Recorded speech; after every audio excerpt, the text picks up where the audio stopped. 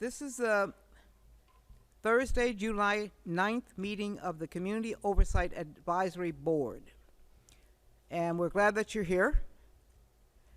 Want to remind you that this is the only board of its type in the country, that we're doing incredibly important work, and the people who are doing this work are really valuable people volunteering their time, trying to make Portland and perhaps the USA a better place in terms of community police relations.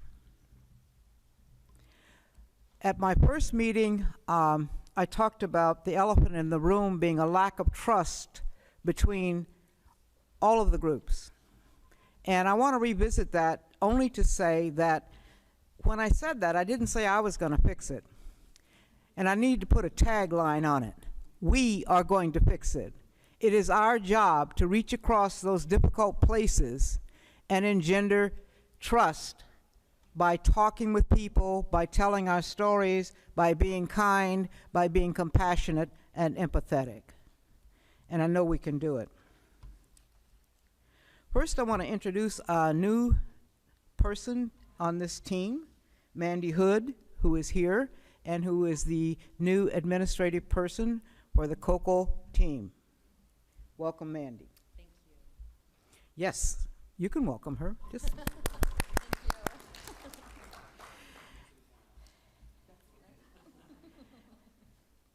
And I want to reintroduce Amy Ruiz, who is here, that you all know, who's held down the fort and done a lot of the holding things together.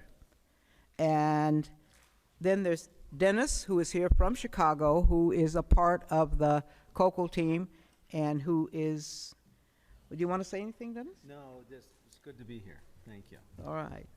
So, Amy, would you take us through where things are, please?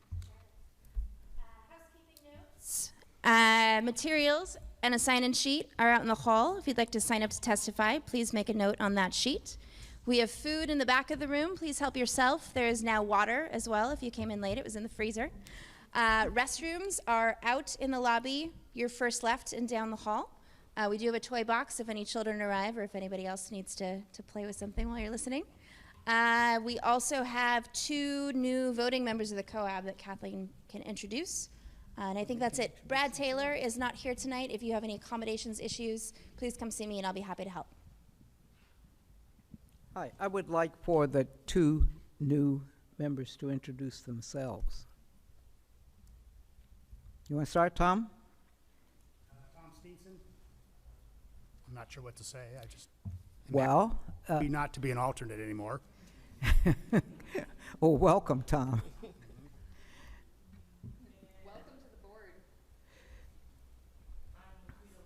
And I also was an alternate, and I'm happy to sit at the table with you folks again. Thanks. All right, welcome, Laquita. Now, remember, when you speak, raise your paddle so the guys in the back have an easier time. And Tim is now smiling at me for reminding you. Sorry, one more housekeeping note. I apologize. V and Amy are on the phone, which is why I'm sitting over here near the phone. I know there's at least one point where V wants to weigh in, and I'll be listening in and looking at email to unmute them when they want to say something, and we'll check in with them occasionally. So they should be able to hear us, but if you hear a voice from over here in the corner, that's what's going on. Our first agenda item is to review and discuss and perhaps approve bylaw amendments for the COAB bylaws. And I think, Bud, are you?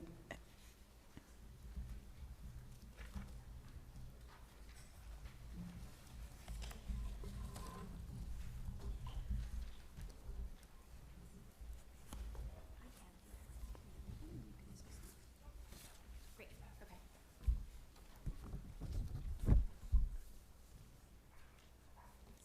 So I'm going to read the bylaw amendments, and then Bud Okay. will do the discussion. Okay.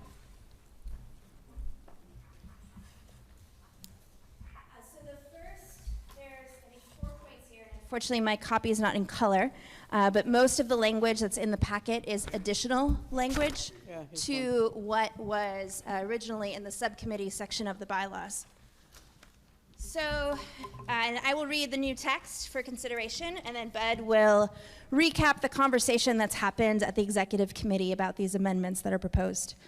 So right now, the subcommittee section of the bylaws say that the COAB shall appoint subcommittees to address specific aspects of the COAB's work as determined by the COAB. The proposed addition says that the creation of new subcommittees or changes to existing subcommittees, including a description and scope, may be proposed to the executive committee by the COCL or by a majority vote of the voting COAB members of an existing subcommittee. The executive committee shall vote to forward a recommendation to the full COAB for a vote of approval. Thank you, Amy. So that amendment was created to specifically address the discussion around the accountability work. There had been a discussion as to whether or not that should be added to the existing DSUFCS group or put aside in its own subcommittee. So as we stand, we're now just trying to create the process by which we can do that. We don't have a process at this moment. Questions, comments? Any questions or comments from the phone? Yeah, it's quite. Can you hear me, or how is the sound for everybody? It's good. Okay, good, because I can barely make you guys out, unfortunately. So I'm just doing the best I can. I may ask people to repeat stuff. I don't know why. It's probably some interference from one of the aux lines or something like that. Anyway, on point number one, I'm curious, was this COCL or COAB driven? Was it generated by the COCL or was it generated by the COAB Executive Committee? It's an issue that's been there in terms of not having a process and a clear definition of subcommittees and how they are established. I think I talked with... And with who? And who's talking here? This is Kathleen Sadat talking, V. Oh, okay. Well, that's what's been happening the entire time. So it's a little confusing to sort of hear it yet again, because this is, from my understanding, information at least, if not from February, but most definitely from the March 12th meeting, as I understood it. And it's a practice and pattern that each of the subcommittees has used. What we don't have at this time, V, this is Kathleen Sadat again. What we don't have at this time is that process included and documented in our bylaws. So that's what this is. Go ahead. That's what this is about. And V, to clarify, we're looking at the first part of the bylaw amendment to amend or create a new subcommittee, not the voting. So whoever's speaking right now, the feedback is so tremendous. So maybe stand back a little bit from where you're speaking so I can get the transmission more clearly. I didn't understand anything that you just said, whoever's speaking.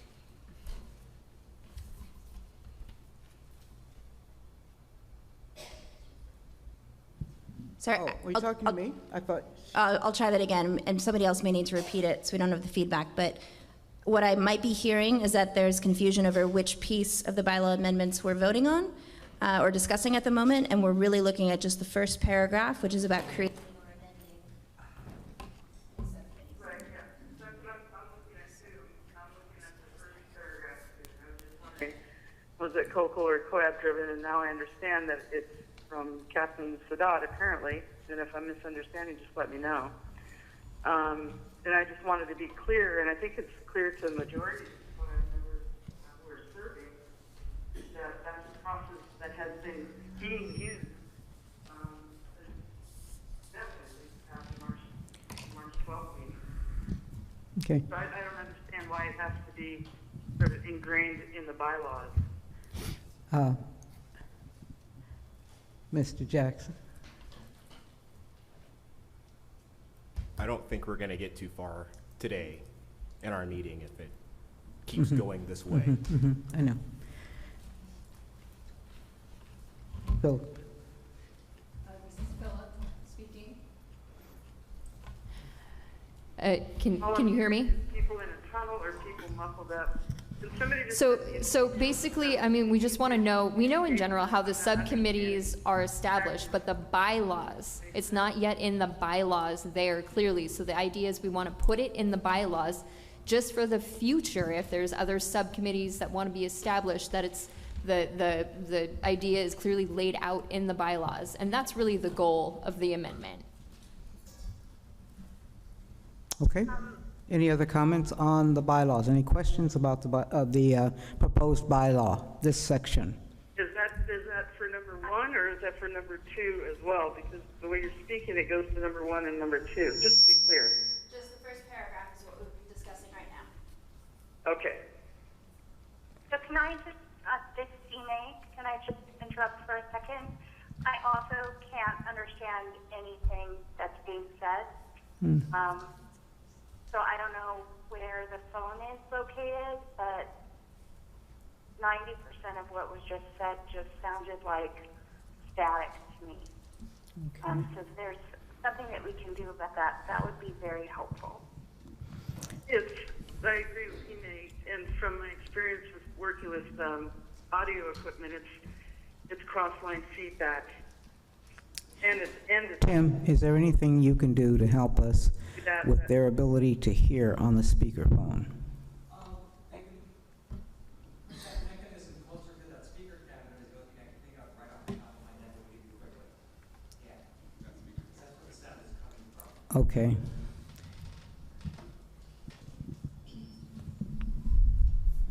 If I may speak, can everybody hear me? Yes, we can hear you. I'm having a terrible, I'm not able to understand anybody. Either people sound 250 yards away in a tunnel, or they sound right over my head with a bunch of static and Okay. like 18 people listening. We have just moved the speakerphone closer to the speaker in an effort to improve your ability to hear what we're saying. Is this any better? That sounded pretty good. Okay, good. But, if this So continues, we need to move on and handle the bylaws process. I'd like to make a motion so that everybody that's included in the COAB can be present, so that we can talk and have participation and full participation and discussion about these very critical issues on both 1 and 2. Go ahead. Sharon? This is Sharon Myron, and I don't know if we have to first vote on V's motion, but I would move that we approve the bylaws as amended. We have. Second. What? Whoa. Discussion on that, please. Ava. Speaking as a member of the executive committee, I would just like to point out that the language in the proposed amendments is language that was agreed to by the COAB members who serve on the executive committee, together with the COCO, the chair. Okay. Is there a second for the motion? Yeah, second. Discussion? Call the question. All in favor? I got some discussion here from Philip. We're taking the vote. Oh, the vote. All in favor? Okay. Hands up. All right. Opposed? Abstentions? Can we ask them? What? Yes. And what is your vote on the phone? Well, I had a question, actually, and I was trying to get anybody's attention. But I really do object to the process at this point, because neither V nor Ime, and I know I'm not speaking for Ime, I'm most certainly just speaking for myself, but I don't feel any sense of participation. I cannot understand what everybody's saying. So I would really move and suggest to the other COAB members, if this isn't a critical issue, to simply just wait until the next general meeting where hopefully my knee will be It better. is a critical issue, V. We have it on our agenda. We have a quorum here to vote the bylaws in, and we need to try to make better adjustments for you in the future. We have done what we can do this evening. I am really sorry that you're unable to hear well. And to communicate as a voting member. What's important to me is to be able to have that time to speak when I want to speak and not to be cross-talked over, despite the fact that I'm on the phone or not, and to have full participation. So I'm going to again ask the other general COAB members and the executive members if we can simply wait, if this isn't a terribly pressing issue, to wait until the next general COAB meeting. V, you do not have that privilege right now. I'm sorry. We have voted and it's passed, and we're now going to move on to the next agenda item. Well, this is Ime. I would really appreciate it. When we made a decision to allow members of the COAB to participate using the phone so that folks who could not get there could participate, the decision that we made was that that was full participation. So if we could just have some sort of agreement that when people are speaking, whether they are speaking on the phone or they are speaking in the room, that there is no crosstalk, so that everybody can be heard and everybody has equal space.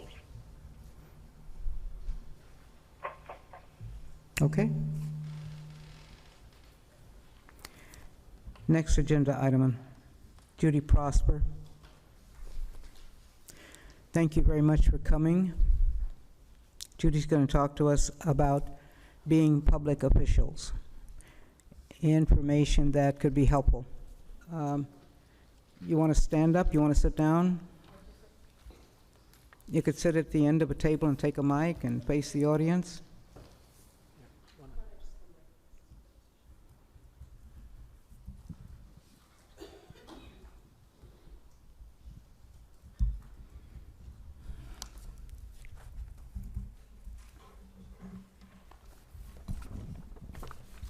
Thank you.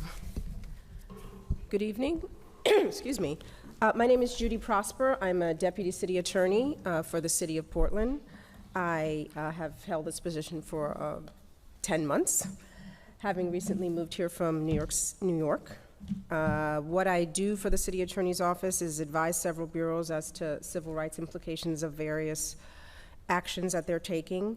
I do a lot of community outreach, like coming out tonight to this COAB board meeting, and advise the COAB board and executive board.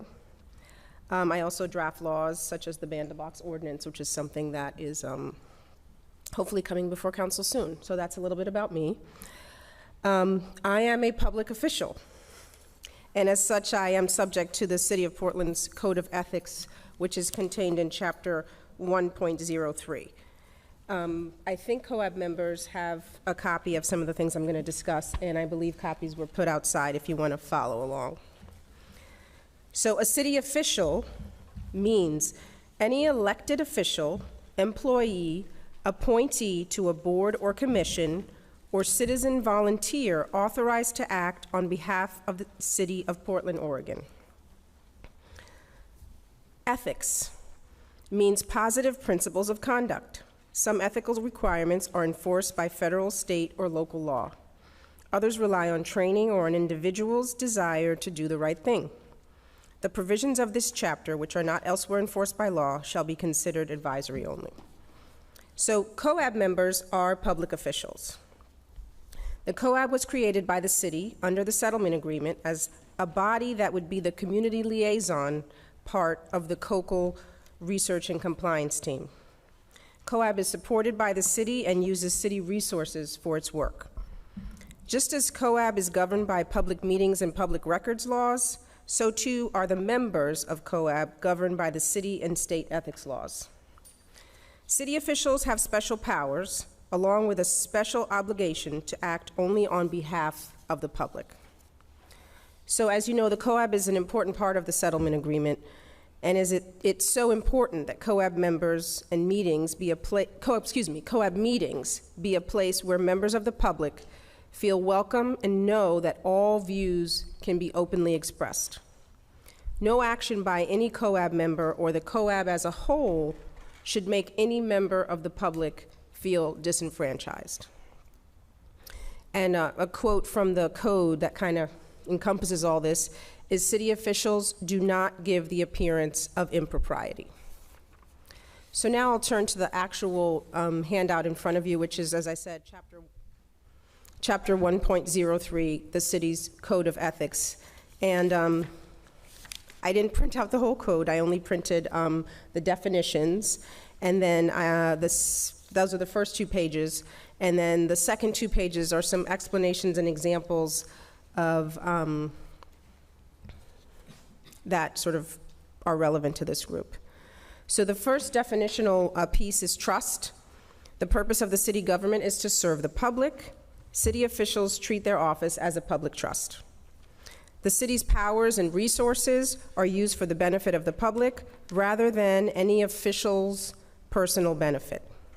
City officials ensure public respect by avoiding even the appearance of impropriety.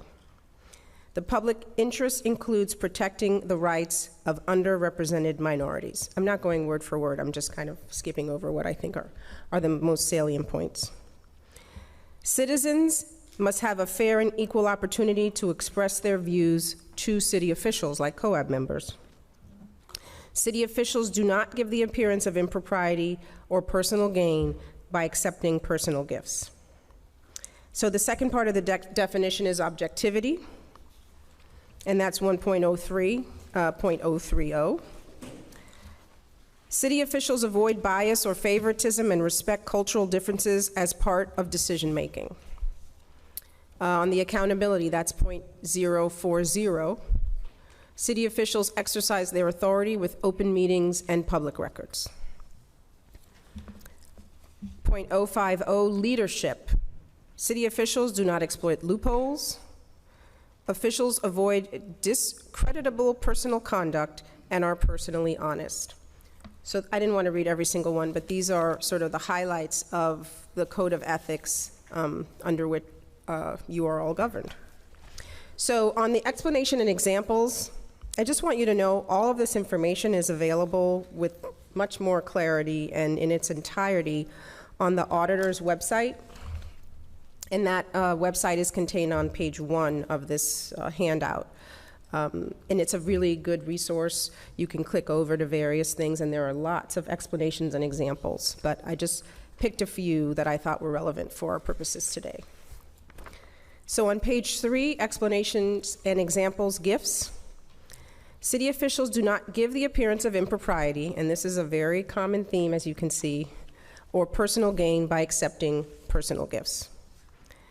In general, personal gifts should be refused or returned with a friendly but firm message that city officials are not allowed to receive gifts.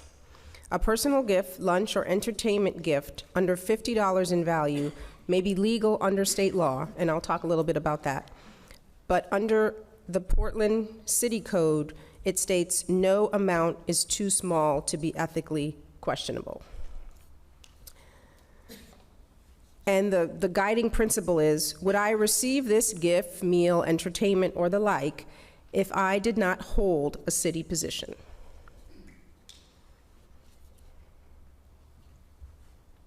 So city officials as representatives of the city, or while conducting official business on behalf of the city, may accept gifts for the city. But these gifts, as presented, become the property of the city of Portland. And another way to describe that is, when you leave office, you have to leave the gift behind. They're not your personal property. I think that's enough on gifts. Actually, in the bulleted rectangle, it talks more specifically about the state law as it stands and how, and I'll talk about how our city law differs, as I mentioned earlier.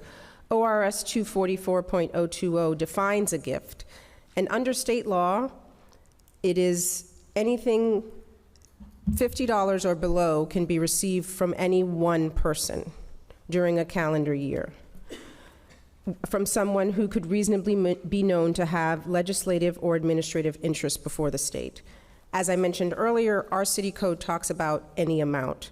There is a $25 reporting threshold, but that $25 reporting threshold is sort of not meant to get $24 gifts over several times. It's basically an administrative rule. I'll give you an example. One of the officers received a DVD on a civil rights issue, and they looked up the gift, they looked up the DVD, it was worth $22.99, it didn't need to be reported, and that public official recorded the DVD actually as a gift, and is going to be used for staff retreats and purposes of the like. That city official cannot take that DVD home. So on to now another public official topic, and that is prayer. So on page 4, there's a little sort of legal analysis, very, very gentle legal analysis. City officials ensure public respect by avoiding, again, even the appearance of impropriety. There are a few seminal Supreme Court cases that govern this. In the case of Lynch v. Donnelly from 1984, Justice O'Connor concurred, and a quote that I liked from this is, "Endorsement sends a message to non-adherents that they are outsiders, not full members of the political community, and an accompanying message to adherents that they are insiders, favored members of the political community." And that is just to say, again, back to this necessity of all members of the public feeling like any message they have to deliver to this COAB and any community board or any public officials, they can feel that they can do so freely and without thinking, well, I'm going to be favored or disfavored, possibly because of what I believe or don't believe. A more recent Supreme Court case, Town of Greece, New York versus Galloway, which was decided last summer, held, and this is something you should know, that legislative prayer at the opening of town board meetings did not violate the Establishment Clause of the First Amendment. So prayer is allowable at public meetings. This particular Supreme Court decision applies only to meetings of local legislative bodies, like city council, town councils, etc. A school board, for example, is distinct from a local legislative body because it's affiliated with public school and school-age children, and often children attend these.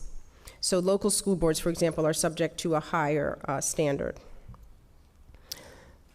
This board is sort of one of those not addressed boards, so it sort of lies somewhere between.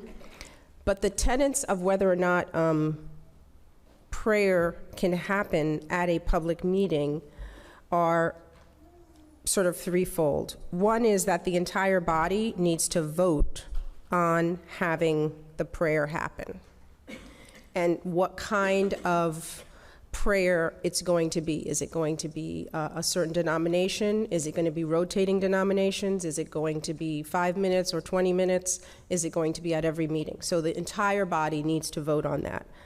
The second tenet is that anybody who's required to be at the meeting can absent themselves during the prayer, which is why it usually happens at the beginning of a session. So let's say this meeting starts at 6:30. The body could decide at 6:15 the prayer will start, or 6:25, so that those who are required to be here or members of the public who wish to fully participate in the meeting are not required to sit through the prayer. So, and this Town of Greece decision goes on to say, the court's decision in no way requires a community member to participate in prayer or remain in the room during the prayer. In fact, it would be unconstitutional for a public official to require a community member to participate in the prayer. Some examples in Oregon, because again, there are places where bodies have decided that they do want to pray. And some examples in Oregon are the city of Estacada. In February 2015, the council voted unanimously to start its public meetings with prayer. Redmond, in 2006, a 6-1 vote for pre-meeting prayer. And in Bend, however, councilors do not hold a prayer, and there is no immediate plan to start. Thank you to my lovely law clerk in the office for adding that one. So that sort of concludes my formal presentation. I'm totally here and open to questions for you. I'm always available. If you have a question afterwards, you can pass it through Kathleen or Amy, and it will get to me and I will respond. Thanks. Question? Dr. Sharon? Sharon. At the risk of getting us off track, and I'm willing to get us back on track and let this go, but it just begs the question, did someone bring up prayer at the opening of one of these meetings? It's just weird to bring that up, at the legal foundations behind that, if it's not been brought up to the COAB in general. It has been indirectly brought up to the COAB. It has, yes, it has been indirectly brought up as an issue for the COAB. Senator Gordon? Abel? Thank you. Let me say, first of all, that I appreciate the presentation and the intent behind the presentation. What's missing is context. What are the, what is the situation or situations that have prompted the presentation? And again, I don't want to belabor the discussion any longer than it needs to be, but again, context would be very helpful for the record. Go ahead. Sure. Sure. At the last COAB meeting, which was about 2 weeks ago, in the wake of the tragedy of South Carolina, one of the COAB members, in the middle of the meeting, decided to have a moment of silence. It was spontaneous. A moment of silence, I believe it was 10 seconds, and then recited the 23rd Psalm. So not knowing that that was going to happen, it not having been on the agenda, there was some concern at, again, sort of the role of the board, and while, again, spontaneity of individuals is always welcome, but the board working together as a board and its obligations and putting things on the schedule and vetting those, the agenda items ahead of time and giving notice. So it was, again, just these little how to be a COAB member sessions. I know my colleague Ellen Osenak did one on public records, public meetings. So as issues come up, it's sort of our job to come in and help explain how things should go under the law. So that's that instance. And, the gifts. The gifts. Some members of the community very, very generously offered a copy to each member of this board and some other community boards that deal with police accountability. A copy of a book by a police accountability expert. And their generous thought was to give each member a copy of this book. And the overall cost, I believe, was about, when I looked it up, it was about worth $50 per book, and then an overall cost of about $1,300. So when the memo came to me at the last COAB meeting, I spoke to the community members and asked them to please hold off, because I was pretty certain that giving something of value, of that kind of value, to each member of the COAB would violate the code.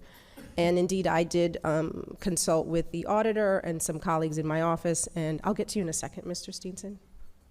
I'm not ignoring you.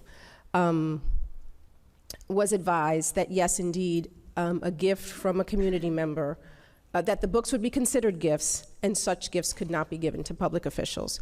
So actually, the chair of the COAB asked me to come in and give a little explanation.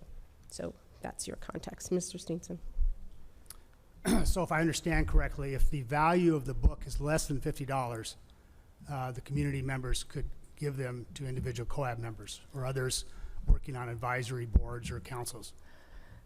The state law states it's a $50 limit. The city code talks about any amount, and my understanding is the way that that works in practice under for Portland city officials is that it's really the $25 reporting threshold that is used as the standard for the city of Portland. But it does say any amount. So something of worth $5. The code also, the examples given in the code also talk to things like pens and pencils given out by someone who's trying to sell microphones or advertising. So it's really any amount, because again, we don't want people accepting $49 gifts and $24 gifts. Well, the provision of the chapter, the Portland chapter of its code that you read says, the provisions of this chapter which are not elsewhere enforced by law shall be considered advisory only. So really, if the state law says $50, that's the amount. Isn't that correct? That may technically be correct, but as a city official myself, having had to turn down several things under this rule, the city auditor, I went to the city auditor's office and received an opinion that stated that the $25 reporting requirement is what is expected of all city officials. And one last point.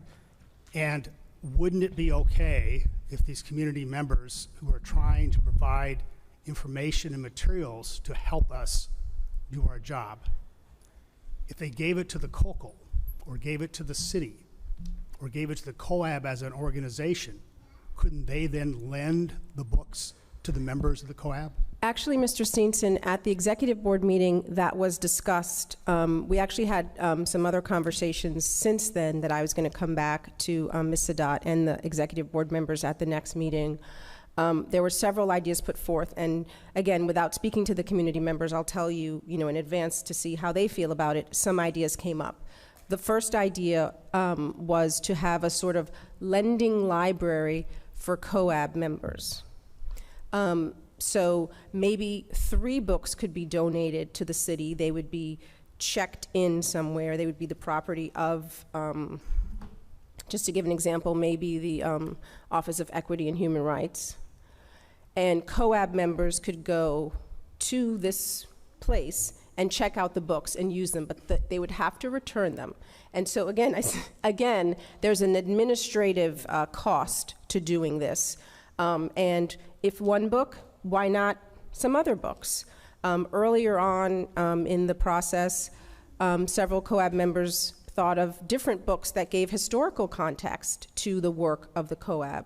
So the question would be then, who decides which books and how much administrative time that would take? So that was the first suggestion. And I'm not judging the suggestions, I'm just giving you Another suggestion that came up, and again, I haven't had a chance to speak to the community members about this, was donating the books that were going to be gifted to the members to the Multnomah County Public Library, and letting COAB members know that they could go to any library and request to borrow the book.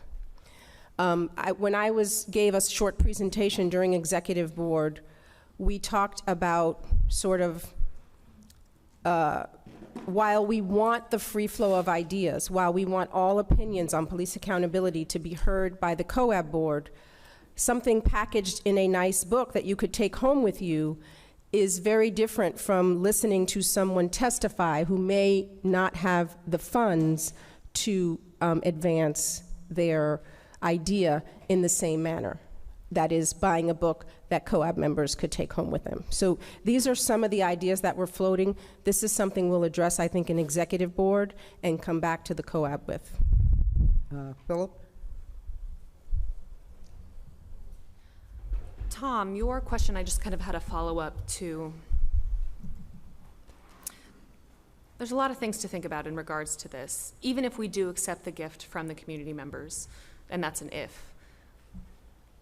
It means that we have to pay someone the administrative cost to take care of the books because we can't bring them home, we can't have them for ourselves. The city does own them from here on out, you know, and we can access them, but the city does own those resources. So it's a cost, and that's one of the issues.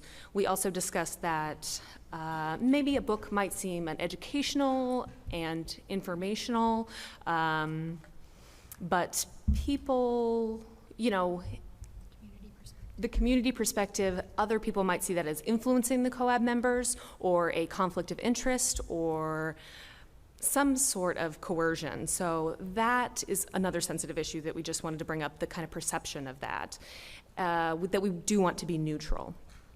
Something else was adding a link to access without having a physical copy. So having something that's accessible. So, I don't know, that was just something I wanted to talk about in response to your question. Sure. Thank you. I would echo what Philip said, and pointing out both the fact that it is not necessarily monetary amount. It is, there are two things. There's the perception of impropriety, and who is it that's making the decision as to what books are appropriate or are not appropriate for this body, and that there isn't a body to do that. And second of all, I see the analogy to, like, in medicine. You know, we can't, as physicians, we can't take a pen, we can't take anything, because even though it's, you know, or they've done pharmaceutical company's done a study that looks great, and you're like, yeah, well, this medication treats diabetes, why can't I have my pen? It's really that perception and the fact that subconsciously even that could be influential, rather than the monetary amount. So that would be my perspective on that. There you go.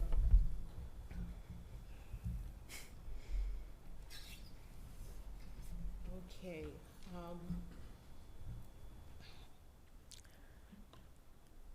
I think sometimes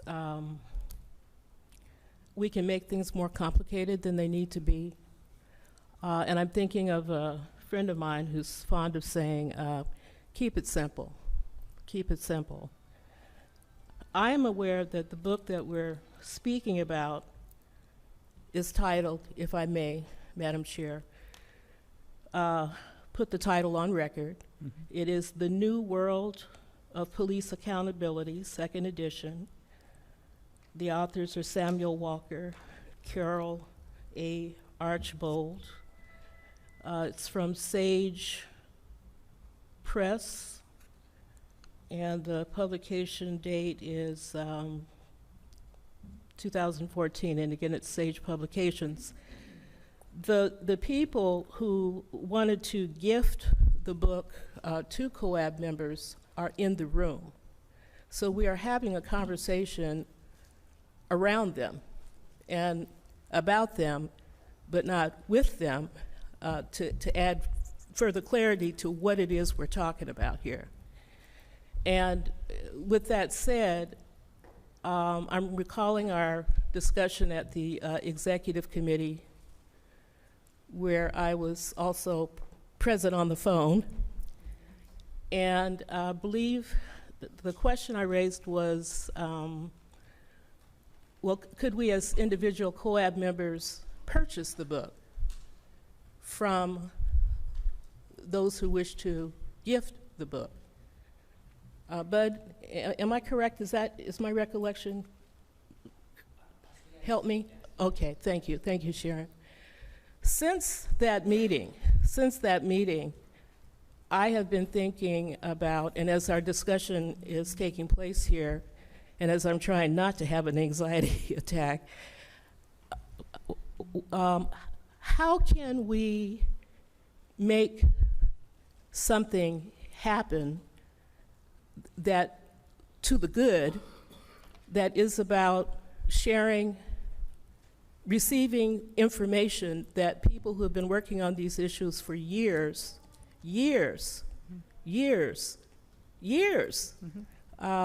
revered members of the community, how can we make something happen tonight without putting it off to the next executive committee meeting and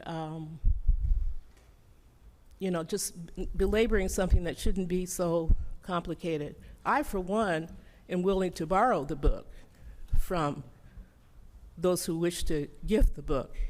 And so I am, for the record, borrowing the book. So that's what I want to say. And I hope that we can come to some resolution that honors those who wish to give the book, and that also honors who they are in our community. People who have labored long on these issues. Sharon. Thank you for that. That's very helpful as well. A lot is about context, and I don't have that background. I would suggest as a solution to the issue, potentially, and it also does not seem equitable if someone happens to be able to afford a $50 book and can go buy it, but certain people can't afford it but want it. That's an issue as well. But I would suggest that what Senator Gordley suggested be a way around the issues, that if there are individuals who borrow the book from other individuals and others on the COAB are interested in borrowing it, then I personally don't see how that is a problem. We don't have to borrow it if we don't want to. It's not being given to us. It goes back to the owner, just from a technical standpoint. And then we can get past this, because I think this is a small. Yeah, I've got two people over here, Philip, and then Jackery, and then Rabbi Kahana. Okay, so in response to Dr. Sharon, as a follow-up comment, so first, for Senator Gordley, I agree with you. I think it is important to recognize the community members. They meant well, and they are important members as part of our, working towards our goal here. Is we want to support that, and I recognize that, and I really appreciate that gift, the idea of a gift. And Sharon, if we as COAB members, during the meeting, if we borrow a book, then we have to go through that documentation process. And does it get complicated or become an issue, or what? If those community members go home as a personal individual without, if individuals from the COAB go to their home and borrow the book, then what is that perceived as? Is that kind of a coercion? Is that an issue of perception? And I think I hit all the points there, but just going back to, I don't know, that idea of the perception is the main issue. I have to turn down a lot of things during my job, and if someone gives me something, then I'll pay for it. I think that when you try to do things like borrow, and you kind of start getting in gray area, and it's like or college athletes that are trying to get recruited to teams, and you're going to borrow some executive's Ferrari. Well, you're borrowing, it's not yours. I think when you start doing these kind of things, it looks corrupt, in my opinion. And I think that the city attorney said what the rules were, and I think we're just kind of didn't like the answer, and so we're trying to work our way around it. That's just my opinion. I think we do that a lot and waste a lot of time in the meetings. Thank you. I just want to say I appreciate the ethical conversation. I kind of live in that world, and it's very helpful. This presentation was helpful. I only just want to comment, it feels like these presentations have been reactive rather than proactive.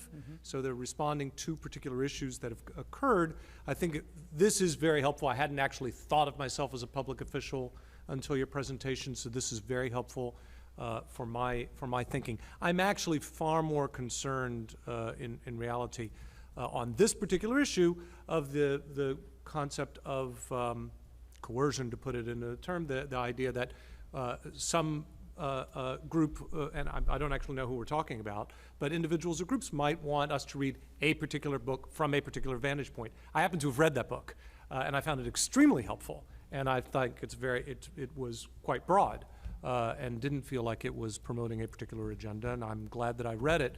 I borrowed it. I would like to ask, as a matter of policy, because I think these are two very different issues. Because this has to do with information that will help us in our work. I'd like to ask that a committee, and I suspect it's the Communications Committee, put together a bibliography for us. There must be any number of resources that are out there that would be very helpful in our work and our thinking about it, because this is new to me and I'm learning a great deal, and I'd like to learn more. But I would appreciate someone doing some research to ensure that we're getting an unbiased bibliography. Or if it's biased, then we know it. Yeah. That's okay. I want to weigh in on this and just give you my view. Oh, it's me. Given what we're doing and the importance of what we're doing, is it worth risking the question of our integrity to try to edge around something that we could make very clear and go forward, find another way to handle? And that's with all due respect, because I talked to the people that made the gift and begged them not to leave us, because they're important, and they have written responses, they've gone into the COCO, they're important. They're critical. We need people who will do that. At the same time, we have to stay extremely clean and credible. We are being watched. And there'll be people who want to poke holes in us, whether we deserve them or not. So that's the question I'm raising here. If there's a summary or any more important questions, yes? To be specific, I think a bibliography and having books available at the public library, any of the books that are on that bibliography, would ensure that we're not being unduly influenced, and I think avoids the issue of gifting. Right. So appreciate the generosity, but for all the reasons that have been expressed, I would agree that it would be inappropriate to have these gifts, but I think information that it's only helpful for us to have more knowledge. Okay, one of the things, okay, anything else? I want to close this out at this point in time, and thank you very much, Judy, for coming and helping us out, giving us information. I want to notice that your observation about this being reactive is real. We are behind the curve on some things, and some things will be reactive because they'll happen because they didn't happen before now. And so we're going to try to get to the place where we're more proactive in our exploration of our duties, obligations, and boundaries under which we work. We are going to try from here out to have public comment as time certain being between 6:15 and 6:30-ish, and I think we're a little bit over it now, 6:38. So I'm opening up the microphones for public comment. Were there any names on the sign-up sheet? Okay. It's okay. You can probably get signed up. We're asking you to limit your comments to 3 minutes. I know it doesn't sound like a long time, but a part of that is in order to try to get people, as many people as possible, to speak. And we're going to start out with Dan Handelman.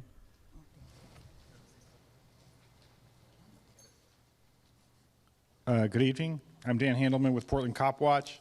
And I'm going to say two words I haven't really heard this evening yet. Settlement agreement. Okay. Next, I'm going to say that, we appreciate that DOJ came to town to investigate excessive force in our community. We know the Portland police have been called out and noted that there is sometimes excessive force being used, but there have been 5 shootings already this year, and we're only into the beginning of the 7th month. There were only 4 shootings in all of last year. So the DOJ's presence is not reducing the number of police shootings, and I don't know how we're going to fix that. But just to be clear again about something that's already been raised here tonight, this isn't about improving community police relations. This is about changing the institution of the police and fixing the problems that were discovered in the DOJ's investigation. So yes, a byproduct of that will be trust and community police relations, but I think the institutional change is what we were looking for. It's hard to have the public comment before the bulk of your meeting. I know you're about to get a presentation about the Independent Police Review Division. I'm not going to try to anticipate exactly what the director is going to say, but our group, Portland Cop Watch, has been following this issue since we got started. The oversight system here, as you know, in the DOJ's assessment is Byzantine, and it's very complicated and confusing to even explain to people who are part of it. We're hoping for a more integrated system in the future, meaning that somebody who files a complaint files it one place, it goes and gets heard by one set of people, whether or not the police officers were in policy or not, and then the outcome can be appealed to the same body no matter what kind of complaint it is. Right now, if there's a shooting, you cannot appeal that finding to the Police Review Board, and unfortunately that's written in the settlement agreement, and I'm hoping we can ignore that part of the settlement agreement and change that. The Citizen Review Committee, which is part of the IPR, they hear the appeals of misconduct cases, just 2 weeks ago got the power for the first time to order the Internal Affairs or the IPR to do more investigation in a case where they feel that the investigation was not good enough. This is a tremendous step forward for our city. Our volunteer citizen board now has the power to order the city to do something. They've never had a power like that before. The Police Review Board, which is internal to the Bureau and does the shootings and deaths, is supposed to have that power written down, but they don't, and nobody is taking responsibility to change that code. So I'm hoping that this body and the COCL make sure that somebody takes the responsibility to rewrite the code, even though the Police Review Board recently sent a case back for more investigation, but it's not written down that it's their power to do that. And I think in terms of this discussion, these discussions you've been having about all the little pitfalls you're finding along the way, somebody needs to document this so that when another city has this happen, that they know to do these things up front so they don't have the same problems that we had here in Portland. Thank you very much. Thank you, Dan. LaVon Heister.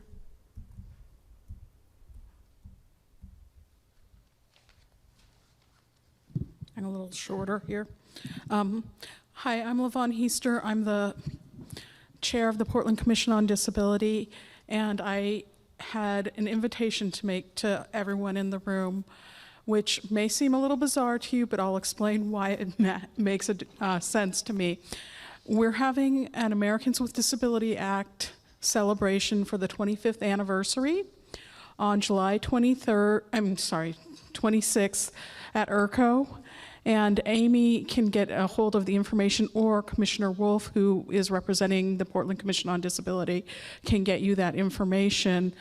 But the reason I'm sharing this with you is because one of the people who is working, it's all about sharing our history and dreaming our future. And one of the people who's sharing her story, it's all about storytelling, is someone who is experiencing intersectionality of race and post-traumatic stress disorder, which is part of what has brought you here today, is people who have those experiences. So I wanted to make sure that you got an invitation to come out. It's at ERCO, which is 103rd and Northeast Gleason. The other thing, in just listening to the conversation about the book, I'm not going to try and extend it much farther. I just want to say, as far as any bibliographies or books, it would also be nice as the alternate for for the commission. I would like to know if those things are available in large print or are available through screen readers or somehow accessible, because for me, I can't read a standard book. So just a piece of information. Thank you. Thank you.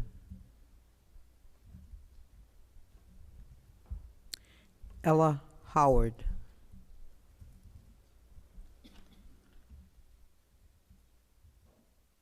Hello. First of all, thanks for being here. I really appreciate you being here as the board, and I appreciate opening remarks about building trust and telling stories. My name is Ella Howard, and I worked for 12 years for Project Respond. That's the mental health crisis response team who goes out with the police to respond to mental health crisis. And I was hired for a cultural diversity team that was started in 2002 after lots of social activism in town. I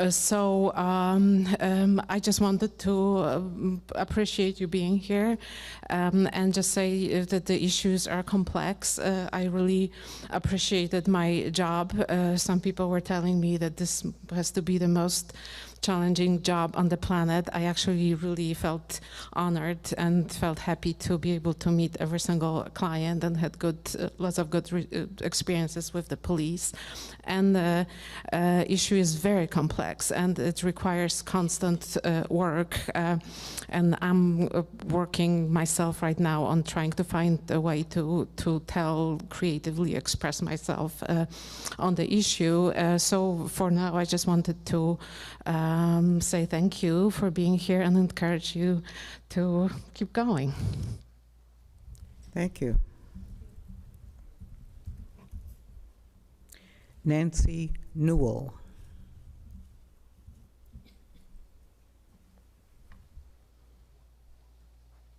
This is an unusual time for me. I don't know if anybody remembers Enron Corporation in this city. And I hear some of the wording from the city attorney about ethics and about the conduct of our city. I mean, we have a serious police problem. With Enron, we wanted an image to be an internationally owned by an international corporation. And what happened? We put the name on one of our soccer buildings. We put the name on so many different locations. We were so proud. I wasn't proud. I fought the merger down at the Public Utility Commission because I knew what they would do. And they killed people in California when they cut off electricity in a heat wave. That is, how can I have trust in a city attorney? How did COAB allow that the only legal opinion in this room? I really take that as an umbrance to citizen activism that is so meaningful in this community, and people work hours and long days and stand up in ridicule to try to have it changed. So I really highly recommend that this group consider other legal advice. The city attorney, the city's appealing this whole process. They don't even honor the process. They don't withdraw their appeal. We've asked them, we're circulating petitions. What's the problem here? We are working things out. This group is coming together to get things done. And it seems to me we really need a different symbol than the city attorney telling us how things are supposed to work on this committee. It really is a strange situation as far as I'm concerned. Thank you very much. Thank you. Anyone else? Okay, let's take about a 15-minute break, please.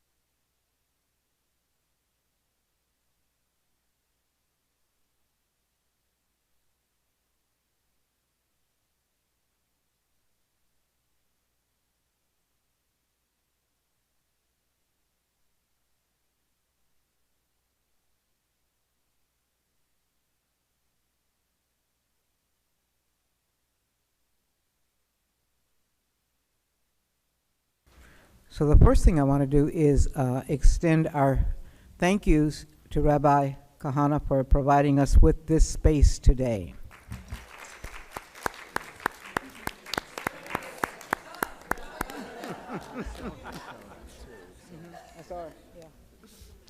So did you have anything you wanted to say? Oh, sure. Just welcome. It's lovely to have everyone here, and this was purely selfish on my part. I wanted the air conditioning too. But Congregation Beth Israel is happy to welcome you. I did note that some people were not aware that we have a parking lot.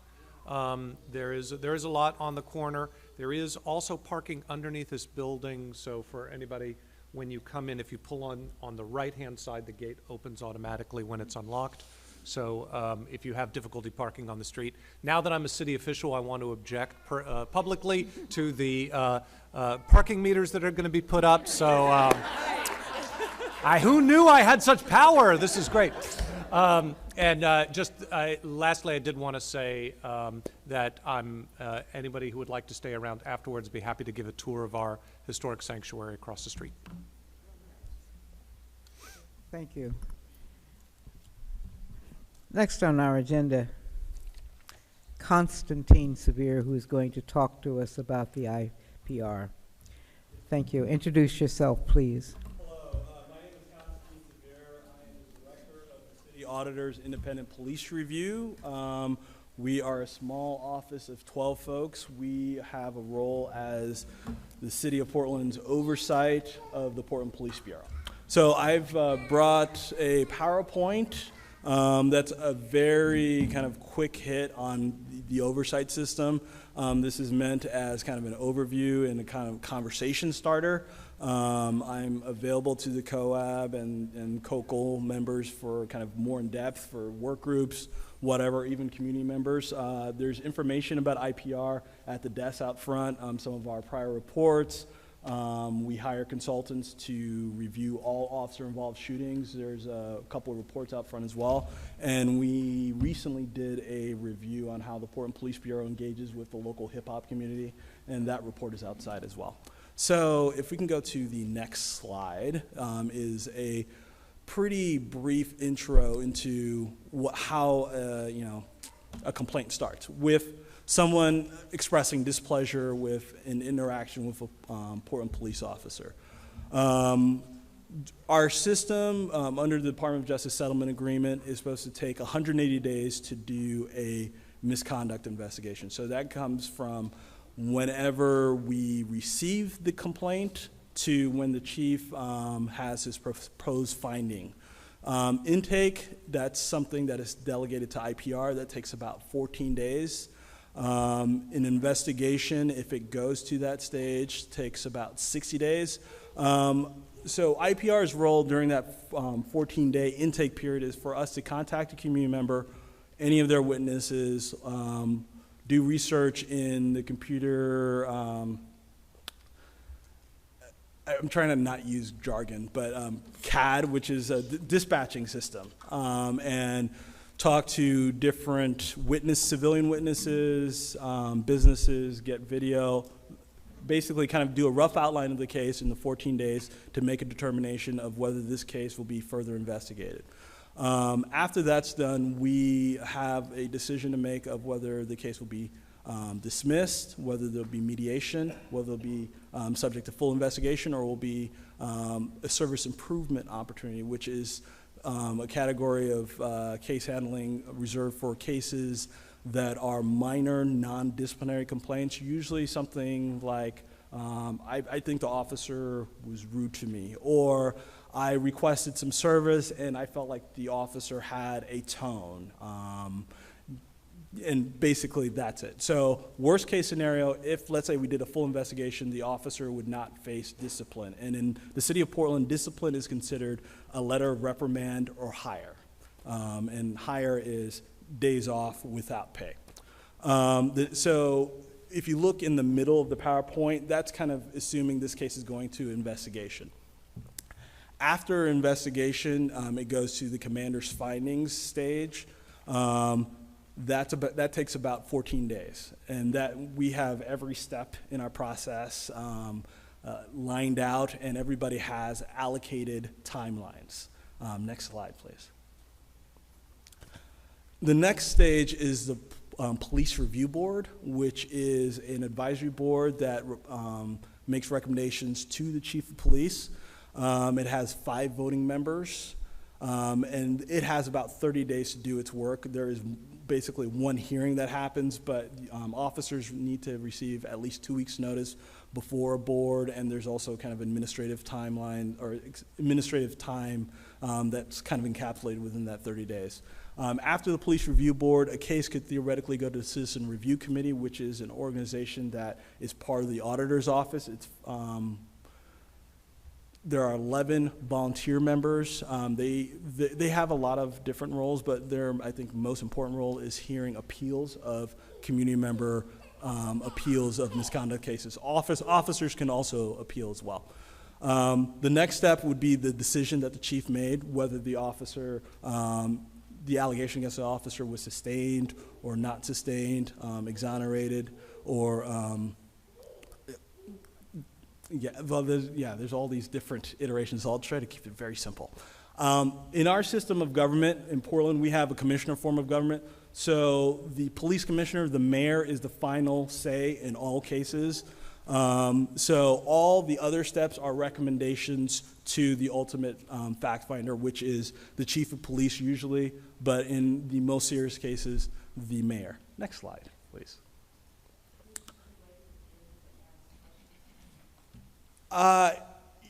Yes, please. Just so I can just kind of get the information out, and so everybody kind of starts off at least on the same plane of when they ask their questions. So IPR's mission, we take complaints and commendations. We had last year about 379 complaints.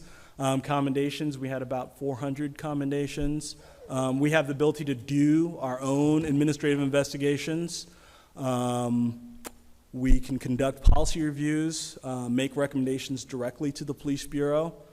We act as a monitor in officer-involved shootings, in-custody deaths. So that means we go out to the scene when there is an officer-involved shooting, in-custody death. That is a relatively new power that our office has. That is since 2010. There are 3 folks in the management level at IPR, and we take turns being on call. So for the month of June, I was on call. There were 2 officer-involved shootings. I responded to the scene. I was there usually for between 2 to 3 hours. I stick around until at least the officers receive their notice of when they will be expected to provide an administrative interview. There is usually a briefing at the scene of an officer-involved shooting, and then there is a briefing that is called the chief's briefing that happens the day after an officer-involved shooting. Our office is part of that. We are able to participate in officer and witness interviews if we choose to do so. And as with all cases, we must approve the investigation done by Internal Affairs and approve the finding done by the involved officer's commander. And in just kind of regular misconduct cases, we help facilitate CRC appeals. Next slide, please. So a little bit of background about IPR. We were created in 2001. We are part of the City Auditor's Office. So as you know, Portland's commissioner form of government, there are 5 commissioners. The auditor is the 6th elected, but does not sit at the dais with the council members, but has the ability to forward legislation to city council, which the auditor's office has used in 2010 and 2013 when there were some significant changes made to the functioning of IPR and CRC. Our office has subpoena power, so we're able to gather documents and request civilians talk to us. That's another thing that we got the ability to do in 2010. So under city code, so I just discussed subpoena power. So for officers, we do not subpoena them. They are city employees. As kind of part of the employer-employee disciplinary system that IPR is part of, employees can be compelled to talk to their employer.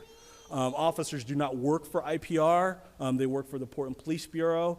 So we use Internal Affairs as the liaison, and officers are compelled to sit for an interview and answer honestly and truthfully under penalty of dismissal if they do not cooperate with our investigation.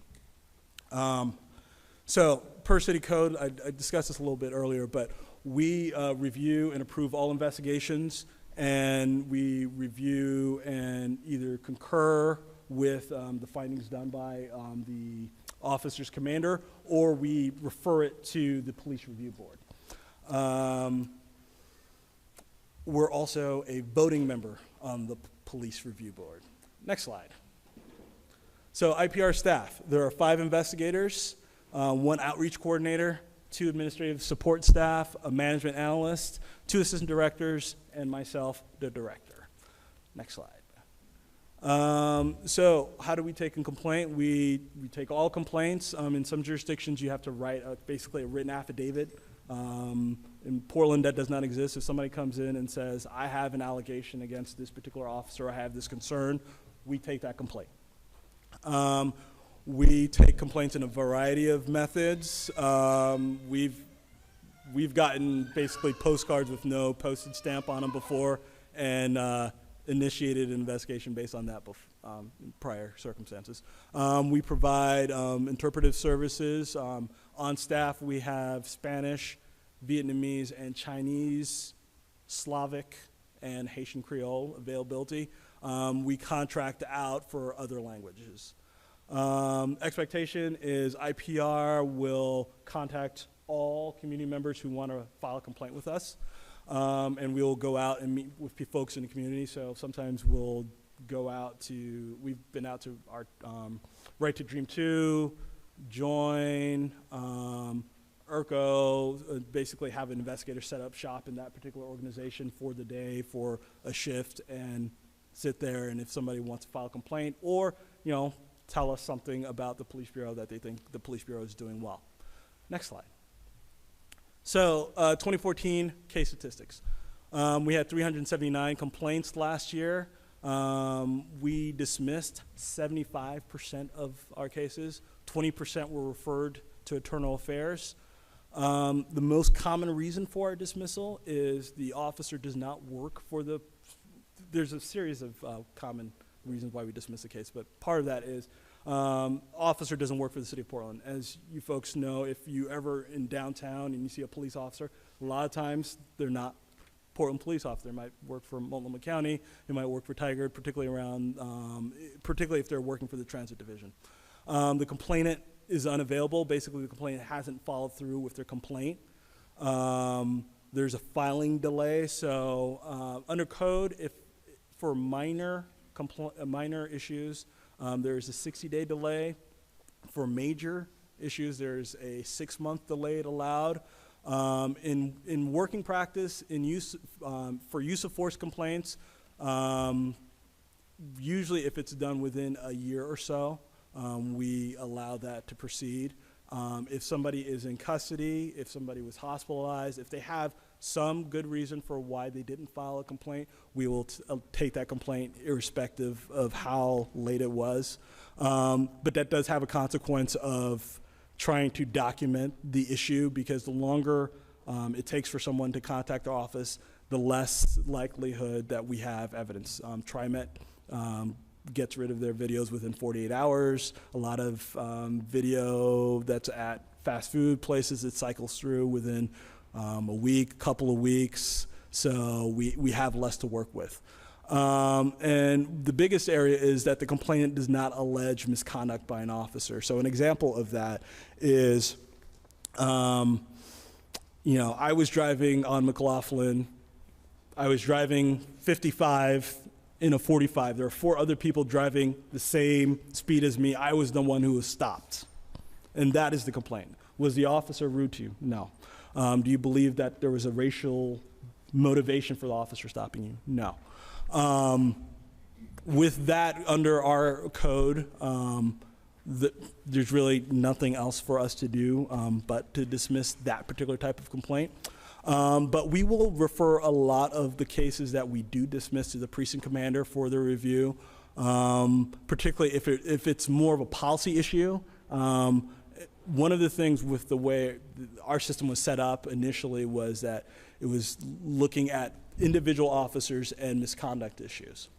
When we're looking at policy issues, we either use kind of the policy review mechanism or we refer the issue to the officer's commander. Our most common complaints is basically quality of service issues. Officers being rude, officers engaging in inadequate action or assistance.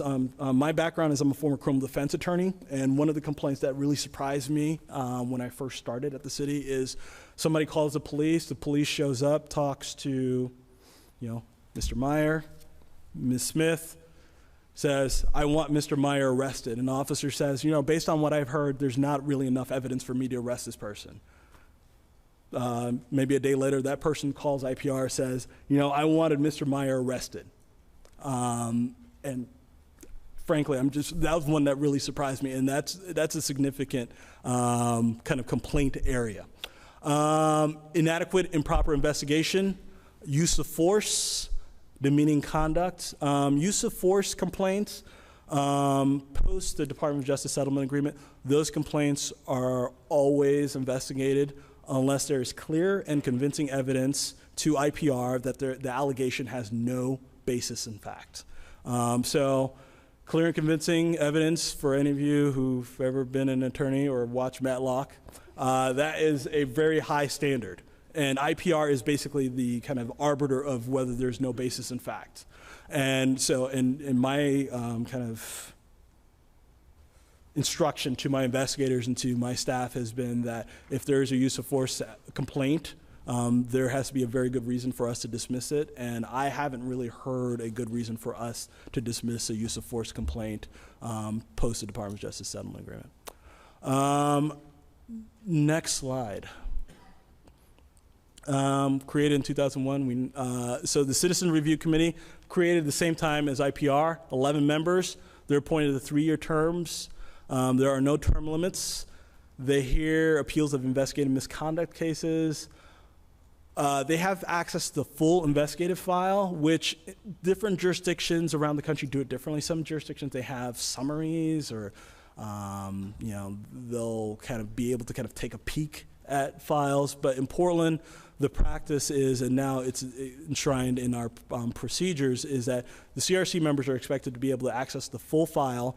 And additionally, they're able to, as Mr. Handelman made the point earlier, they're able to request additional investigation to IPR or IA, and we do not have the discretion to say no if it is their first request. The CRC makes its recommendations to the auditor, counsel, and the police chief, even though they're part of the auditor's office. Next slide, please. The Police Review Board, they're created in 2010. It took the place of something that was called the Performance Review Board and Use of Force Review Boards. As I said, it acts as an advisory board to the chief of police. It reviews a number of cases, but all officer-involved shootings, in custody deaths. So in Portland, every officer-involved shooting, in custody death is subject to a criminal investigation and an administrative investigation. Once that process is done, it goes to the Police Review Board for a finding by the PRB of whether the officer was in policy or outside of policy. The PRB also hears all use of force cases where there's an injury that requires hospitalization. And in just kind of general misconduct cases, when there is an involved officer who's facing 1 day or more of suspension without pay, or if either the assistant chief who's reviewing the case, the officer's commander, internal affairs, or IPR, either one of those entities I just said, refer the case to the PRB. 5 voting members. In force cases, there are 7 voting members. And just really quickly, the voting members are the involved officer's commander, the assistant chief in charge of that branch, peer officer member, a community member, and IPR. So for the force cases, you add a peer member and you add a community member. And post Department of Justice Settlement Agreement, CRC members act as a voting member on the PRB in force cases on a rotating basis. The board is facilitated by someone who is not employed by the Portland Police Bureau or the city. They're outside facilitators. And one of the most important things about the PRB is that there are public reports twice a year, usually January and July, that kind of discuss the cases that the PRB has heard in that interim period. Next slide, please. Department of Justice settlement agreement. So you guys have had the kind of the full Jonas Geisler production of the DOJ agreement. So this is the narrow version of that, the stuff that affects IPR and the CRC in kind of on a regular basis. So Section 8 is the officer accountability section. It is the smallest section of the DOJ agreement, but it is one that has significant consequence for the city and in basically our future as a city. Paragraph 121, 180 days to complete administrative investigation. I kind of explained that earlier. The CRC has 21 days to conduct an appeal. That's a significant shortening from the prior process. Particularly for the CRC, 21 days to conduct an appeal. They are community members like the COAB folks. That is something very difficult to ask of community members, but the CRC members have had a really good attitude about kind of accommodating themselves to this agreement that the city has reached with the Department of Justice. IPR has ability to conduct independent investigations. Well, the city has to enable IPR to be able to actually do independent investigations, and we have to reduce redundant IPR and internal affairs interviews. So IPR, prior to 2013, had never conducted an independent investigation. So IPR, if you remember, created in 2001. Right now we have 12 investigators. We have 12 staff members, 5 investigators. Prior to 2013, prior to the Department of Justice settlement agreement, we had 2.5 investigators and averaging around 450 complaints. So it wasn't realistic for our office to be able to conduct any type of investigation with the resources that we had. The agreement allowed us to have additional resources. Since the agreement, we've conducted about 15 independent investigations. I see us increasing the amount of independent investigations that we do. One of the things that I think the Department of Justice, to their credit, has kind of had a discussion with folks at the city about is looking at complaint categories that IPR takes a look at and what we will be doing investigations on. Paragraph 129, use of force cases, basically mandatory investigation unless there is no basis in fact for the allegation. Paragraph 136, CRC make their additional request. And paragraph 137, the discipline guide. That is very important. The ability for fact finders in our administrative investigation process, when they're making discipline decisions, to have a consistent and objective basis for why they're imposing discipline, so that having a good investigation process is very important, and it took the city a number of years to have a credible investigation process. Having a fact-finding process that is credible is important, but all that really doesn't mean anything if the case gets arbitrated and it gets thrown out by an arbitrator. And one of the consistent reasons why arbitrators have thrown out prior city disciplinary decisions is that they have said that the city has tried to create new law or new rules for officers based on a particular case, that there was no notice given to the officer, and that the disciplinary decision was arbitrary. The discipline guideline is a tool. It's something that fact finders take into consideration, and it provides basically a safety net of infrastructure for disciplinary decisions at the city. We've had a discipline guideline since March of 2014, and as somebody who's been working with the city for about 6 years, I think it's been one of the biggest changes in our oversight system. And so that's the end of my PowerPoint, I believe. And so I wanted to open it up for questions if anybody had questions. I am surprised, shocked. Let's Ms. start with, Maxwell, you have been Philip. so patient. Thank you so much for bearing with me. Philip? Oh.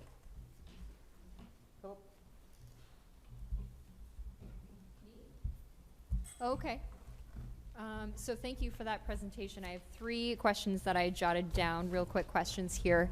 The first one that I've got is when an investigation is concluded and a report is filed, what do you do with that report? And how long does it sit there until it's thrown away? What does that process look like? My second question then is, if an officer's misconduct is found, how or in what kind of how do you change that offer? What's provided to the officer? What does that look like to change there? What is the protocol? And is there a protocol for how you approach that situation if misconduct is found? And if an officer is involved in a shooting, what is done with the officer? What's the protocol there? Are they put into counseling? Are they automatically sent home during the investigation? I'm just kind of looking for a little bit more clarity on that. Oh, was there another one? Oh no, that was 3. Okay. That's why I'm an attorney. I'm not an accountant. Yeah, we can go around. So, generally, once an investigative report is done, it is forwarded to the officer's commander for them to make a fact-finding decision, which we call our fact-finding memo. And the commander has 14 days to do that. And so the other question on officer-involved shootings, the practice now is when there is an officer-involved shooting for the officers to be placed on administrative leave. It is not a part of the disciplinary process, but it is something that the Police Bureau has decided to do with officers put in that context. I know there is EAP services provided to officers. There's also a debriefing provided to officers after officer-involved shooting. But as someone who's outside the Police Bureau, I don't really know much beyond that. Okay, can you go back to number 1? So again, if the report is done, I'm just wondering what happens. Is it filed? How long is it kept? Is it thrown away? What do you do with that report after it's done? So yeah, so us being a government agency, we don't throw away anything. So the officer. That's a start. So just generally with most of the cases, the Internal Affairs Division of the Portland Police Bureau does investigative report. It forwards that to the officer's commander. The commander makes a decision. Ultimately, the chief makes the final call of whether the officer is going to be sustained or not sustained, or whether he's exonerated. Let's say if an officer is sustained, I'll just keep it simple. The officer is sustained, and there is some sort of follow-up where either a letter of reprimand or days off. There is basically a discipline coordinator at the Portland Police Bureau that keeps track of that. Because the question that you ask of, do they throw it away? I don't think the Police Bureau has ever thrown anything away, but particularly on cases that had gone to the Police Review Board in the past, and particularly the Performance Review Board, there have been previous audits done by the Audit Services Division of the Auditor's Office of the Police Bureau not doing a good job of kind of tracking recommendations that came out of the Performance Review Board on individual officer issues and policy issues that were more systemic. So now there is someone at the Police Bureau, the Police Review Board coordinator, who keeps track of all the recommendations that have come out of the PRB, which I think at this point is over 300. And there's basically kind of a tracking list that's digitized and that person kind of maintains and follows up on.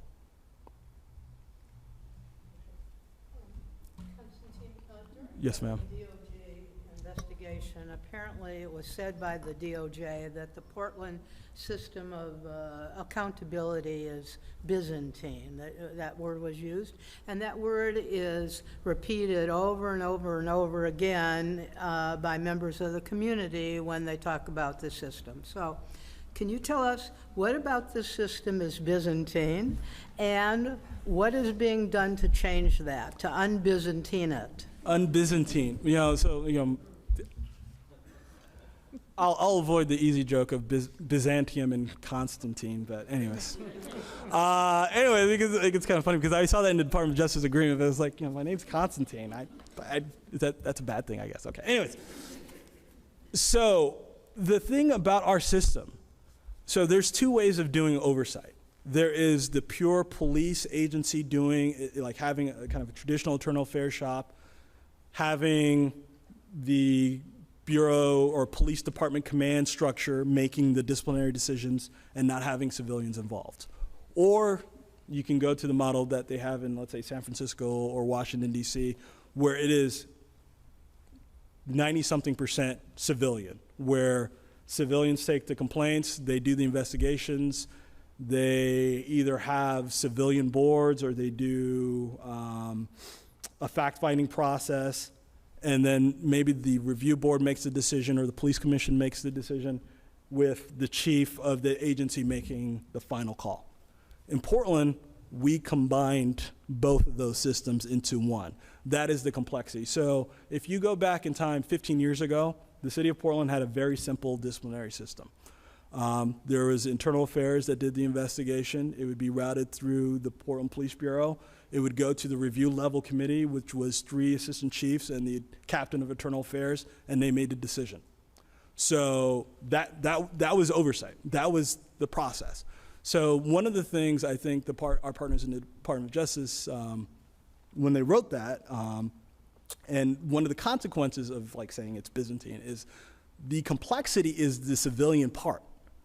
So when I hear people in the community say, well, we want to make it simple,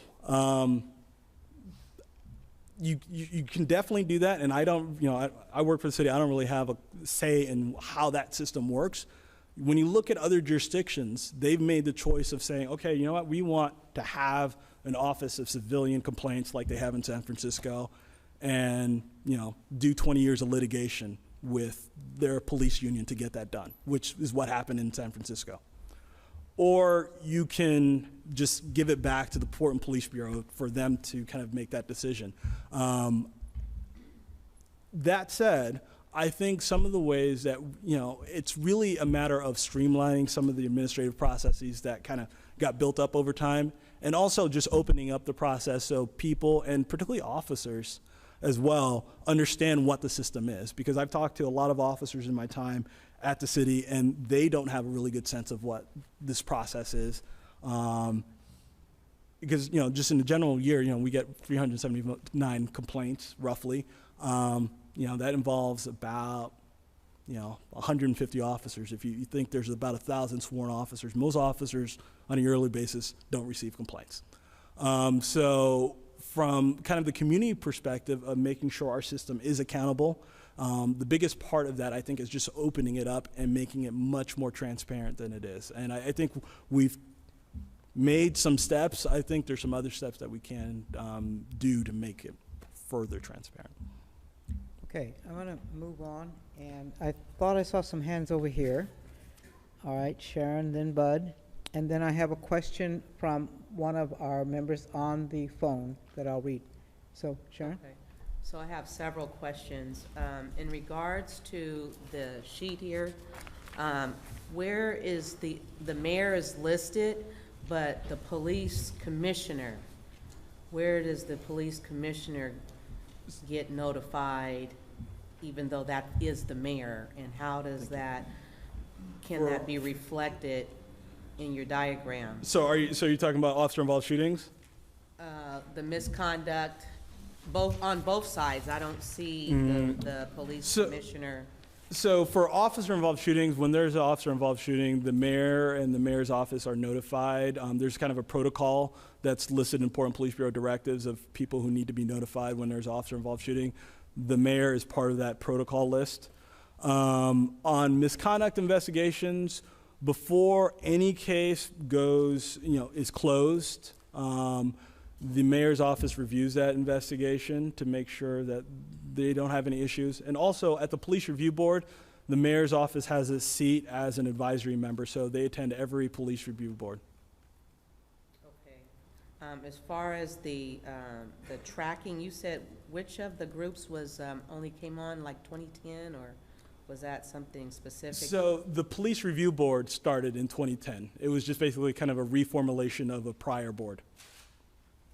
Okay, and then in tracking, as you're tracking these complaints, and it said 379, do you forward any of that information to the training department for review, or to do that? It's an alert based on the complaints that are being filed, so that there's some form of refresher course, or it goes to the commanders so that they are addressing that in morning roll calls? Right. So yeah, so in a couple of ways. So in like officer-involved shooting in custody death, part of that, there's the criminal investigation, the administrative investigation. There's also a training analysis that is done by the training division. So for every officer-involved shooting, and as well as other type of critical incidents, there's a training analysis. So there is that piece for the major cases. So, on the general misconduct cases, if there is something that is kind of not just individual officer or even an individual shift, we'll notify the precinct commander about the issue. If it's a big enough issue, we'll notify the chief directly, or our liaison at the police bureau, which is the captain professional standards division, and they'll disseminate that message out further into the bureau. And one last question: how does the public find out about how to file a complaint?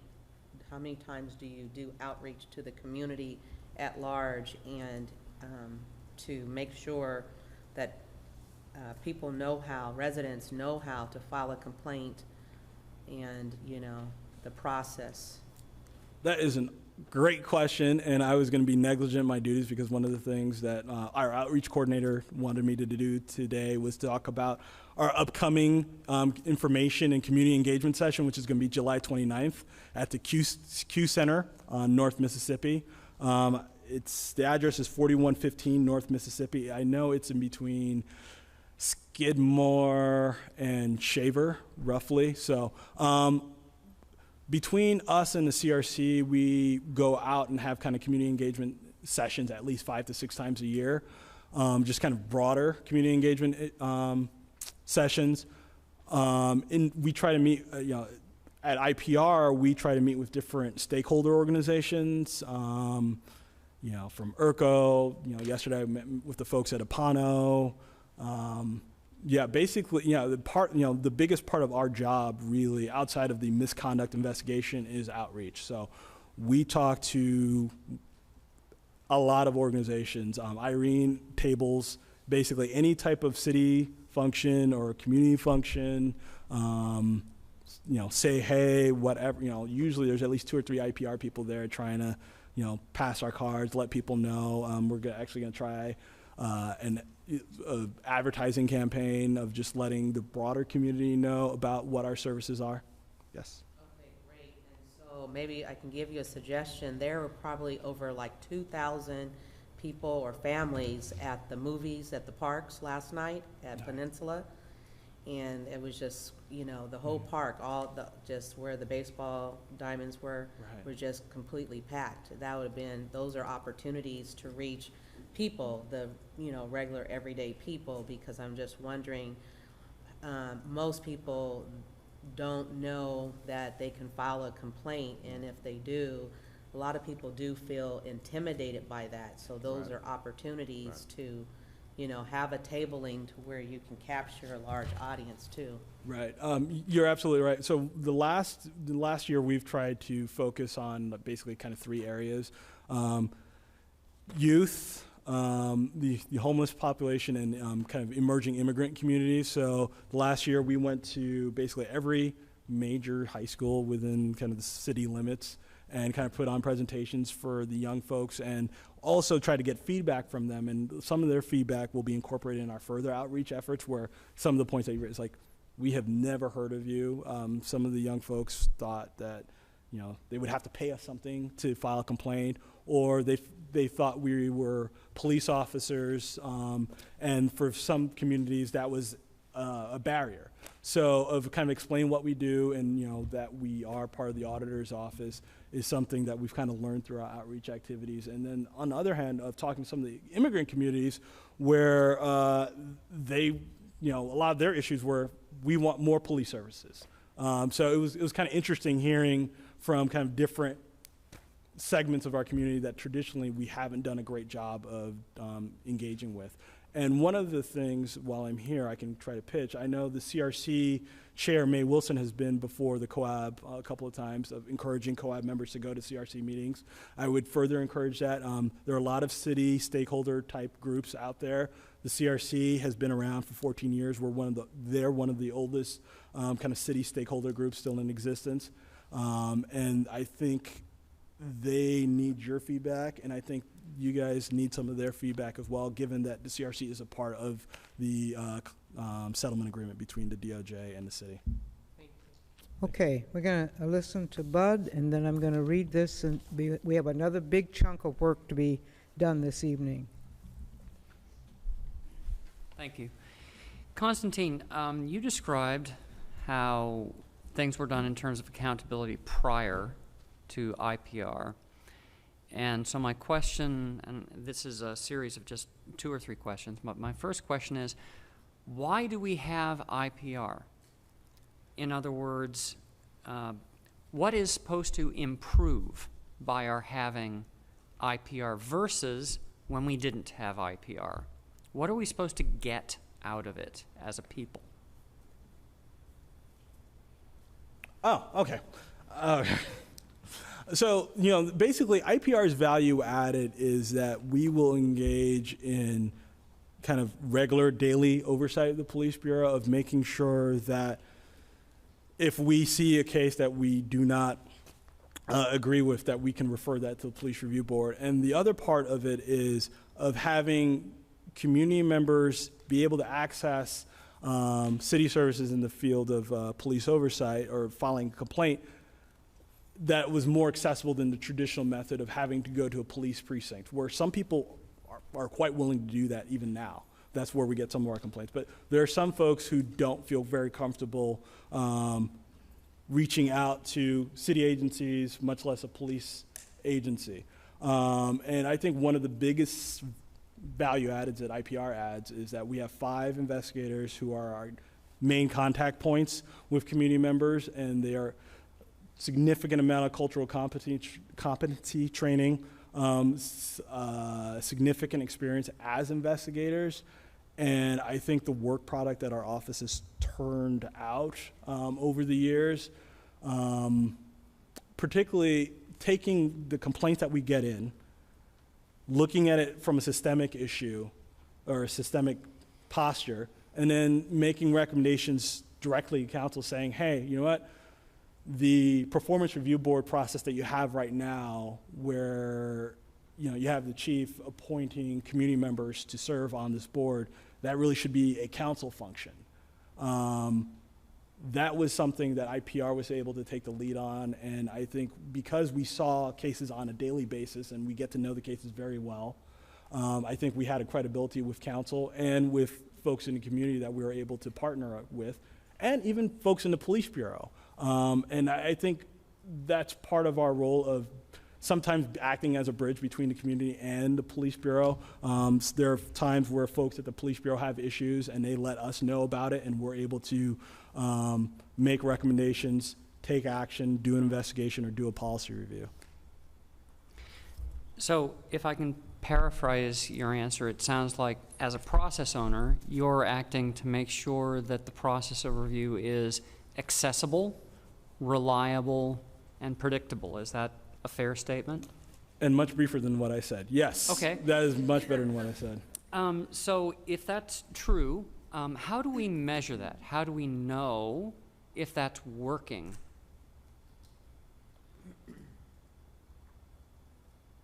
I think, what's the metric for success is something that's bedeviled civilian oversight traditionally, because back in 2010, I was in front of city council asking for all this authority and thought I was doing pretty decent for myself. And then Sam Adams asked me, how do you measure success?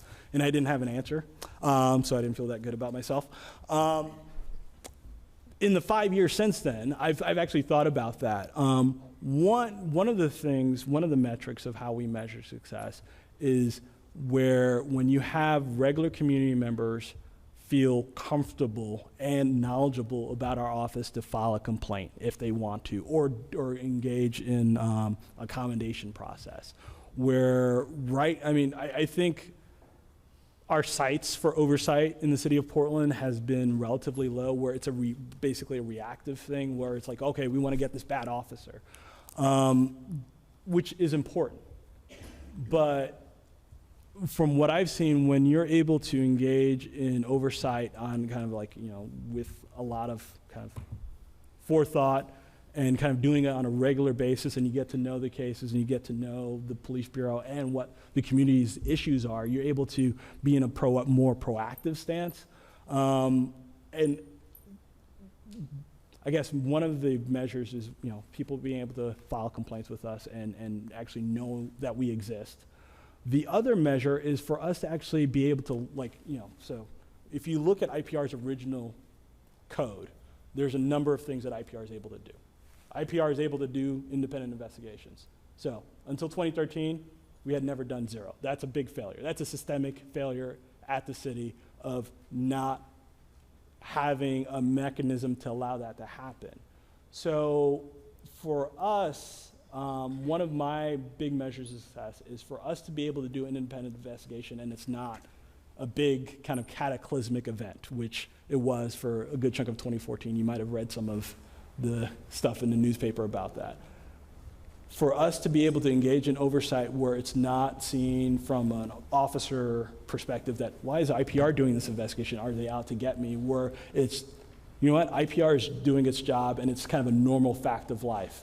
And there are, category of cases that we are engaging in oversight in. And particularly, what you had to say about predictability, I think that's important for community members, and I think it's important for officers. So if IPR is doing an investigation, that community members know, okay, if this involves, let's say, a protest case, disparate treatment case, IPR is going to do that case as an independent investigation. Don't have to worry about kind of the screening intake process. IPR is going to do the full investigation.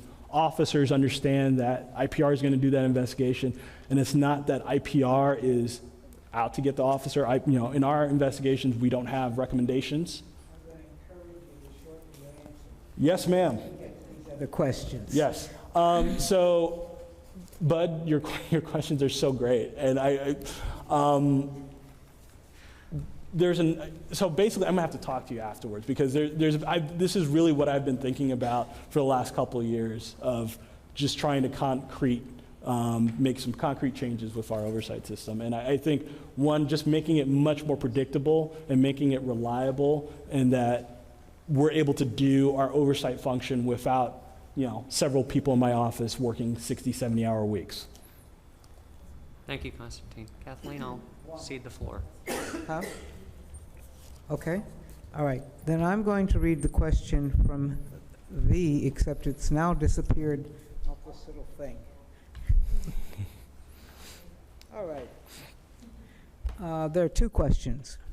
The first is, if there is a shooting by an officer, then can a Portlander place a complaint through the IPR process or not? Not. So when the council created IPR, and then in subsequent revisions around 2003, 2004, council made it pretty clear that the role for kind of complaints in IPR is just the general cases. For officer-involved shootings and custody deaths, those are considered reviews in our city. Those happen just without somebody filing a complaint. And then IPR will hire an outside expert to review all officer-involved shootings. The slight revision to that was in 2010 when IPR was made a monitor of these types of cases. But someone cannot file a complaint on officer-involved shootings and custody deaths. So there is no CRC appeal of officer-involved shootings and custody deaths. Can the IPR compel testimony from any sworn or non-sworn member of the Portland Police Bureau? We cannot. We are not, this is an issue that's come up several times in 2010 and 2013. The opinion from the city attorney's office, and I think it's kind of the majority or consensus opinion out in the kind of employer-employee labor relations world, is that because IPR, we're part of the auditor's office, we're not in the chain of command of officers, we cannot compel them. We are not their employer. And so an employer-employee, if kind of world, like if you work for Nike or Intel, and Question. Yes. Are other bureaus subject to that same exemption? Within the city. Yes. To my knowledge. If the Bureau of Transportation does something that is in violation, is there a condition under which it is the people in there cannot be compelled to testify because they're regarded as employees of the Bureau but not the city? So my answer to that would be, so in the context of BHR, the Bureau of Human Resources, they can compel Portland police officers. They can compel. They can. They can. But when it came to the point of IPR getting that authority and code, the opinion from the city attorney's office, which I have no reason to doubt, was that, so the other part of that is the current status of IPR within the collective bargaining agreement is that we don't compel officers. So to change that, that would be a mandatory subject of bargaining. So council can, order or make changes as it wishes. It would have to have a conversation with the Portland Police Association and the PPCOA. Yep. Okay. Thank you, Constantine. We appreciate you. Thank you. I appreciate you guys. Hang in there. Yes. Give him a hand. Can we turn this off now? Oh, Amy, that's right. You've got a PowerPoint. I forgot. So Amy's going to talk about the development of the plan that we're working on with the Portland Police Bureau, the CEO plan, Community Engagement Plan for the Portland Police Bureau. Thank you. So in your packet, and soon in a shortened version up on the screen, you have a 4-page plan for a plan, as it were. So the nexus of this document, it was something that I put an original draft together based on items that are called for in the settlement agreement as to-dos for this body.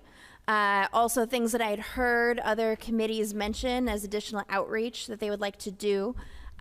Reviewed this in depth with Jimmy Johnson, the chair of the COAPS committee. The COAPS committee spent most, if not all, of the last meeting digging into this, adding a finer grain of detail, which are in notes.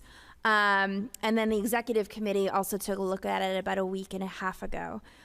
This is the first time the full COAB is looking at it. I do want to go through it. It's a plan. It's not final. It'll always be sort of a living document that will guide this work. And I will note as well that the timeline is currently in discussion. Kokol had a conversation with DOJ this morning regarding can the timeline be extended a bit so this work can be done in a high quality way. And I think that's a open-ended conversation that will resolve soon, but it was very positive.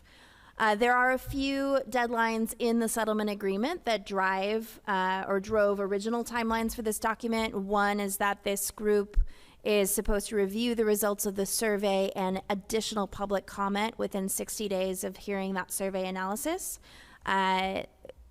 We're reading that as reading the Kokol survey analysis, which will be, about 6 to 8 weeks after the survey concludes, which is at least 8 weeks away from right now. So we do have some time to be reviewing that initial public input.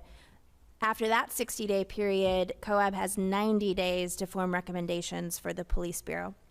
So that's really what the settlement agreement says, but there's so much more to it. So I'll walk through this plan. There are 6 phases outlined in the plan.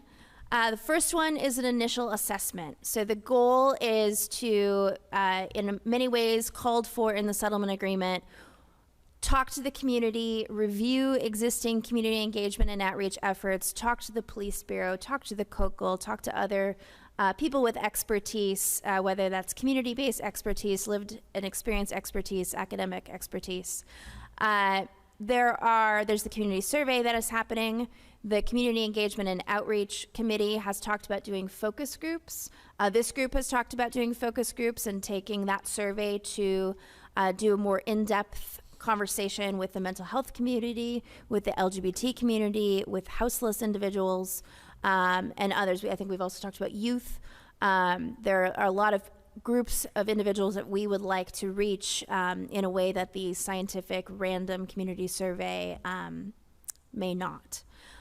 Consulting with advisory groups, there are several outlined in the settlement agreement, including talking to the Human Rights Commission, or HRC, about the 2009 plan to address racial profiling. There are items to meet with precinct commanders, to meet with the police chief, to meet with the police commissioner, who's the mayor, to meet with members of ONI's crime prevention team, meeting with the COCL and going in depth on what COCL knows in terms of what other bureaus across the country are doing on community engagement will be key. We also need to review the annual report of the PPB's DOJ work. That will be out roughly September is what we have on the COAB's future work plan to review that report. So this assessment, I think the Community Engagement and Outreach Committee will really drive that work. A lot of those meetings will happen through their subcommittee meeting, but we'll make sure the broader group is aware of that and can engage as they'd like. I think some of those meetings will happen, specifically the police chief and the mayor, will have them scheduled to come to this group, so this group, entire group, can ask questions about community engagement.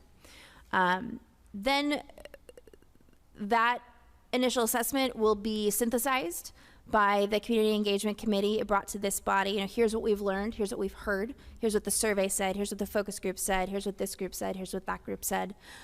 Based on that information, this group will have a conversation about a framework and a vision for the Community Engagement and Outreach Plan. So a very high level, what do we want this plan to achieve? There's two questions I have on here that we actually, Kathleen and I heard from the police chief that struck me as two ways to look at this. Certainly we can ask ourselves other questions. Those are a starting point. But what do we want the Portland Police Bureau to look like, and what do we want the community's relationship with the Police Bureau to look like? I think it's important to note as well that the Police Bureau is a part of developing this plan along the way. So I thought it was notable that those questions did come from the chief and may be the beginning of the basis for that framework and vision. So we do need to have a more conversation with the committee about exactly how we're going to frame that conversation here. It's one thing to say, all right, COAB, come up with a framework and vision, and another to really guide that conversation so we get to a good product. Next slide. Phase 3, as you recall, we had an initial public hearing at the very beginning of this body's creation. That's because the settlement agreement called for 2 public hearings to be held within the first 90 days of this group existing to gather feedback on the police and community engagement. The second hearing, with the okay from DOJ to stretch out that timeline, we're going to have it after we have a framework and vision. That way we can go to the community and say, here's what we've heard from the survey, from focus groups, from these other pieces of the community. Here's what we as a COAB have done with that information. We've turned it into this draft framework and vision. We'd really love your feedback on all of that. So we're really giving the community an opportunity to wrestle with some of the issues that we'll be wrestling with and give some concrete feedback that I think will be useful going forward. The Community Engagement and Outreach Subcommittee talked about, we sort of got into an initial conversation about what is this hearing going to look like, and decided to set that aside until we know a little bit more from the phase 1 assessment. And then I think we'll have a better sense of whether it's, a significant presentation and then a lot of public comment, or small groups, maybe a tiny presentation in a small group. So stay tuned for deeper thinking on what that hearing will look like. We'll also, of course, post that framework and vision and the feedback we've heard to date on the web and take comment that way as well. Phase 4 is developing the recommendations to the Portland Police Bureau on the CEO plan. So that's where we'll, as a group, take that framework and vision, potentially refine it based on what we heard from the community at that hearing and through that public comment. We'll have heard additional feedback on, I think from the hearing, we also want to start to ask people, if this vision and framework looks right, and this is what we've been hearing from the community, what are some initial recommendations that should inform this plan? I don't think anyone here at this table can say right now how many recommendations we'll end up having. Could be 5, could be 10, could be 20. I think we'll start to figure that out as we do the initial assessment. There's also a piece called for in the settlement agreement about developing metrics to evaluate that engagement and outreach. That will be a paired process of developing those goals and developing those metrics. That will all go out as a draft to the community. Here's the framework, here's the vision, here are our draft recommendations. What are your thoughts? We'll get public comment back, and then we can finalize those goals and those metrics. Phase 5 is in the Bureau's hands. So those framework, vision, metrics, goals will be handed off to the Police Bureau to turn it into an actionable plan. The settlement agreement calls for putting together the timeline for implementing these recommendations. The goal, as we discussed at the Executive Committee and the Community Engagement Committee, is not to have recommendations that the Police Bureau comes back and says, we can't do these, or these just aren't going to work. So we want them to come along with the process as well to, with our advisory members on the COAB and with the other input that we're gathering, what is achievable. Here's what the COAB would like to see. Can that be done? Do we need to adjust it? Where do we meet that balance? And then the final plan, the actionable plan with a timeline, comes back to the COAB for approval. So the Portland Police Bureau will bring that plan to the COAB. That draft plan will go out for public comment. This group will look at that public comment, and then we'll take a formal vote on the CEO plan. The initial timeline had us doing phase 1 by September and getting to a final CEO plan by, I believe it was about March of next year. So we do want to build in, I think, a few more months to be able to have the time for this to breathe, recognizing that we don't want to, I think, take so much time that, it's ages before we have a CEO plan, which is so core to this group's work. Thank you. Happy to take any questions. I know a lot of folks around this table have dug into this too, and I don't want to be the only one speaking for it or answering. Question in regards to when we do the planning around the next hearing, if we can possibly take a look at doing focus groups at the hearing this time and maybe grouping different topics within the focus group, and then within the groups prioritizing for the people who show up of how we conduct those focus groups, so that way we can address the issues that are most important for people that are there, and give them the opportunity to speak, to what they want to go over at the meeting as well. And then maybe we have some selected, our selected areas already, outlined, and then they can add to that conversation. Yeah, I think that's a great example of the way in which that initial assessment will really shed light on the best way to have that public hearing. It may be that 6 or 7 themes emerge, and that's a perfect way to really go in depth on those. Other questions?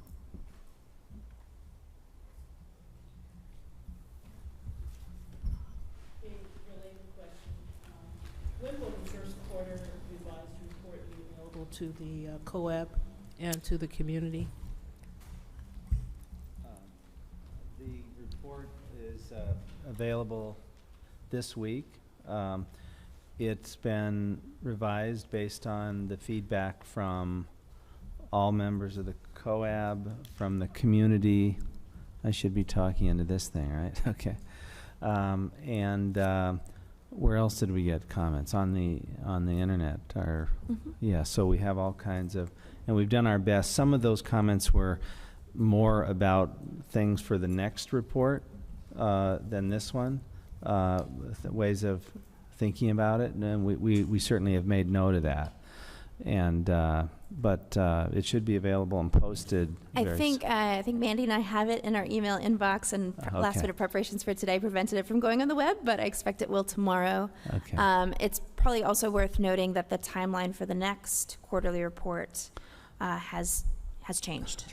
Right. So we're officially requesting that we're trying to coordinate better with the Portland Police Bureau, because part of what we were supposed to be doing is responding to their quarterly report. And they have structured it so they started at the beginning of the calendar year in quarters. And we kind of got ahead of that, and so our report, it makes it difficult for the information we're using in our report is kind of outdated. And so if we hold this off for another month or two, there's also so much work to be done here anyway. It's incredible. So then we will get their next report. And you, Mary Claire, when is your next report due? Or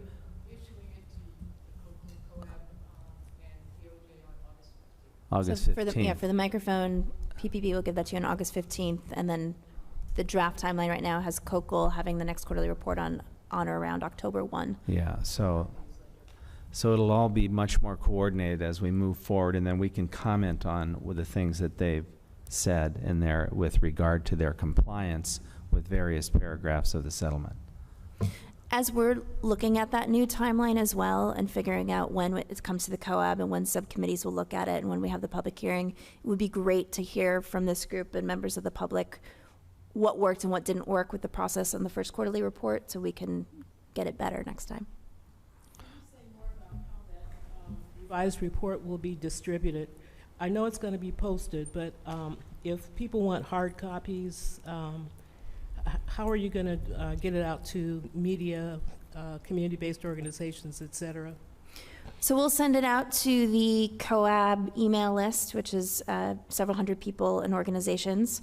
Anybody can call the phone number or send an email in to request a hard copy, and we can get one sent out.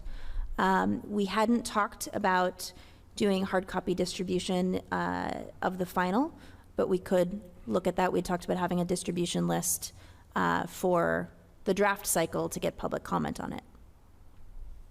I think we might do better doing an initial distribution of the executive summary as and then have people request the larger document. If we put them out places for people to read, I'm in agreement with sending it to everybody on our list, but the hard copies will be a little bit more difficult to decide where to put them. And instead of putting the whole copy there, if we can put the executive summaries there, which I think will address the issue that was raised last time about the length of the report. And so for some people, they will only want to read the executive summary. It was helpful to have the first quarter report available at our meeting, the hard copy available. COAB, yeah. And I should clarify one thing. This issue of changing the time frame was only discussed today with DOJ, and although we have some input from the city, we want the parties to the settlement to agree to this change, and so we are going to officially request it, and nobody's approved it yet, but unless other people, I hopefully you guys feel that's a good idea too. I mean, everybody seems to think it is, so. Tom? Since we're just slightly off topic, the Data Systems Use of Force Compliance Subcommittee had assumed that it would be handling accountability issues under the settlement agreement. And we've had discussions about our inability to do that because of staffing and the amount of work we have. And I'd like to make a motion in light of the amendment to the bylaws earlier tonight that the COAB establish an accountability subcommittee separate from the other subcommittees to deal with IPR, IA, the EIS system, the disciplinary system. You know, there's a lot of work there to be done, and it needs to get moving, and someone needs to take charge of that, and right now it's sitting, going nowhere. Did you want to say something, Amy? I was just going to note that per the bylaws that were just approved, that proposal should go to the executive committee to then bounce back to this group after discussion. Then I'd make a motion to waive that provision of the bylaw so we can get this subcommittee organized and moving. Second. Okay. Discussion? Good. Catherine? Oh, were you voting or were you seconding it? Okay. Any discussion? Process, it Seems a little strange to me to waive a motion of a bylaw that we just passed. I would note part of feels the intent of that bylaw was to get a proposal that outlines the scope of the work and of the committee. So I think regardless of what happens here, that's work that needs to be undertaken of what will this group focus on compared to the other groups. If somebody would like to volunteer to take that on. Not it. Further discussion.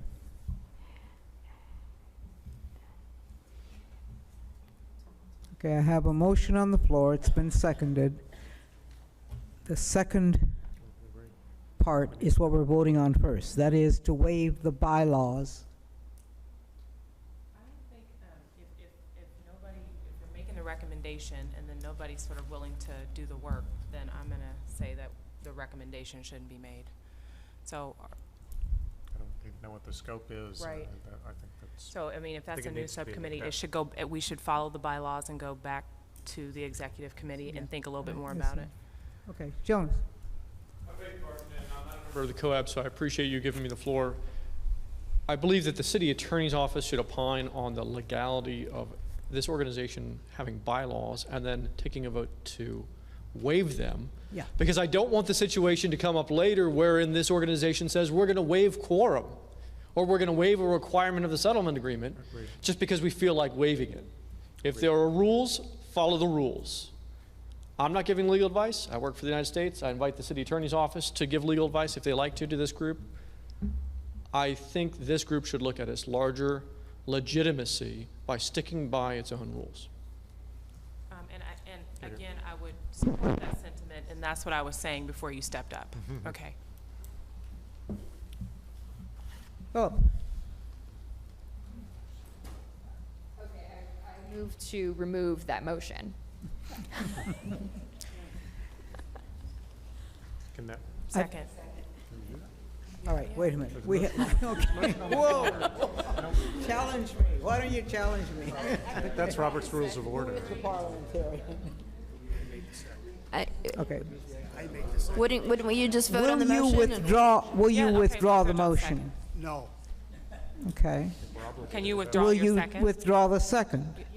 So there you go. The second is I made withdrawn? both motions. Huh? I made both motions. But you can't I'm say- not withdrawing each of them. I think we should get the work done. I heard that. Now, you no longer have a second for your motion.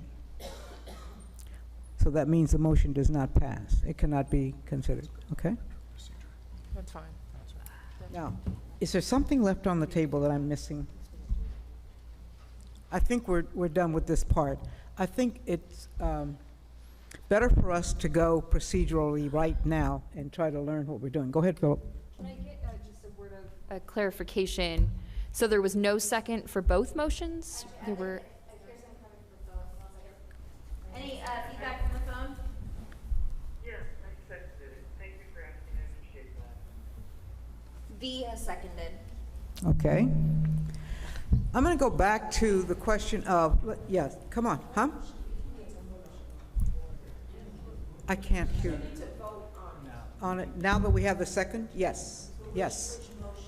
The second motion, which was to waive the bylaws. Okay? Got it?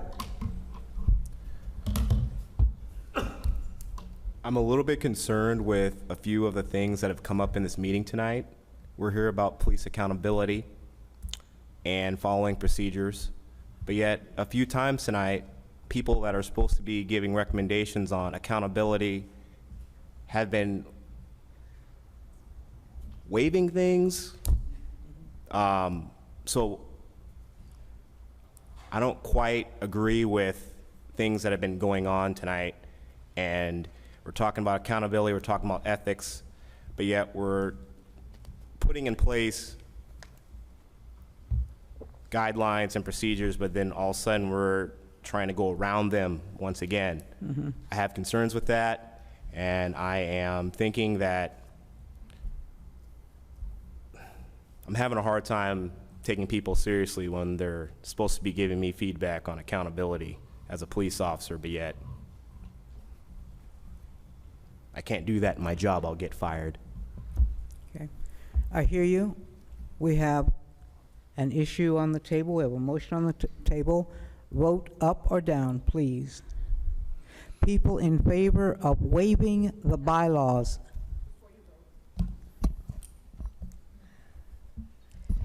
So if the vote you take turns out to be illegal, we will address Yes, that issue yes, and bring it yes, back to the yes, COAB. Yes, yeah, I do understand that. It's important to know what that procedure would be. Yes. Okay. And it sounds like it would be, since we haven't even had the review of the bylaws. Okay, so if you're in favor of waiving the bylaws at this point in time in order to be able to do something else, please vote by raising your paddle if you are in favor. Tom is raising a paddle, and I assume that you are raising a virtual paddle since you seconded the motion. She said yes. Okay, so the motion is defeated. The original motion was, can you restate it for me? We can't waive the bylaws. Okay, so doesn't count anymore, right? I think it's a moot point at this point. Okay. All right. Challenge. Could I possibly have a vote count? Sorry to interrupt. The vote count was 2 against. I mean, 2 for, I'm sorry, and everybody else against. That's 1, 2, 3, 4, 5, 6, 7, 8, 9. Okay, thank you. Appreciate it. Because you don't vote. Okay. Anything else to be said on this issue? All right, where are we? Do you have anything else to say on this presentation? It's 8:27. It may be worth noting the need to accomplish the work. There are 2 ways to move it forward to the executive committee. That happens in 2 weeks. One is a majority vote of a subcommittee. I believe data systems meets before the executive committee. The other way is for the COCL to make a recommendation to the executive committee. It could be useful to the COCL here to hear whether that's a sentiment widely held, worth moving forward. But also, Amy, I would say that it's important as we make recommendations, and I agree with Officer Jackson, but as we make recommendations to do work, there needs to be capacity to do that work. So to just say it, to just be saying it, doesn't work for me. If you have a recommendation and you are going to roll up the sleeves to get it done, great. But to make the recommendation and then to ask somebody else to do it who's already overloaded, that doesn't work. So we need to we need to be thinking about that as we make recommendations. I was just going to ask in general, what is the executive committee's thinking about whether there should be a committee for accountability or that should be folded into the existing committees? I think one of the problems is that has not been fully discussed. There's been no submission of a proposal that would describe the function of the committee, what its responsibilities would be, et cetera. And I think that's one of the problems of having that discussion right now. At 8:28, and we're supposed to leave at 8:30, and you guys are kind of hard on me about that. Bud, okay, quick. Real quickly, Amy, you had said that any proposal like this had to come in through a subcommittee. In past, however, we have allowed COAB members to submit proposals to the executive committee via the forum directly, and then we've considered that as part of our agenda. So I'm thinking that that process is still out there. Did I miss something? In keeping with the bylaws, that proposal would need to be one to the COCL or to a subcommittee. Hey, COCL or subcommittee, could you create this? It's probably most efficient to just bring it to a subcommittee.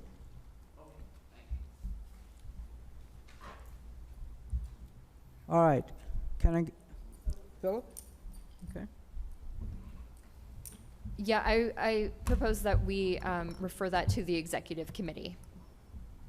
I move that we refer that to. It's already been referred to them because Yeah, I did it. yeah, it is. Then why are we having this conversation We're- right now if, I mean, it's already been decided on? I'm not understanding What needs to happen is a proposal for a new committee or a change to an existing subcommittee needs to come from the COCL to the executive committee or come from a subcommittee to the executive committee. So I think the next opportunity to do that via subcommittee is the data system subcommittee on the third Monday.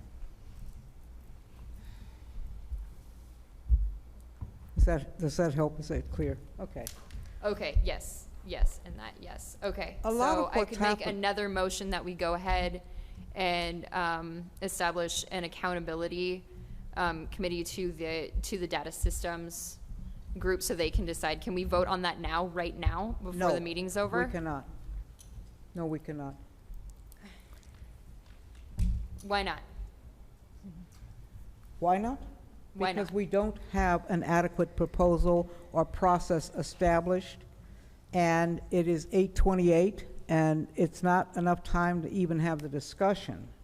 So what we need to do is go develop the proposal, set the parameters up for that committee, then get it to the executive committee where you will decide whether or not you want to pass it on and become, set up that other committee. Can I get a motion for adjournment? Before you adjourn, don't forget we have a final training on Tuesday and Thursday. I believe 6 of you are signed up for that. Mandy's going to... Sorry, it's the third round of the PPB civilian training. So about half of the COAB has already gone through that. And there are 6 of you signed up for Tuesday and Thursday. If that is a conflict, please let Mandy know. So we do have a short waiting list and need to confirm. Next meeting of the COAB. It is the second Thursday of August, which may be the 10th. Yeah, I'll tell you. 13th. We will continue to try to improve the time that the notices go out so that you get August 13th, 5:30 earlier p.m. notices on the meeting and the agenda. So did I get the, I got a first and a second for adjournment? All in favor? Opposed? The meeting is adjourned.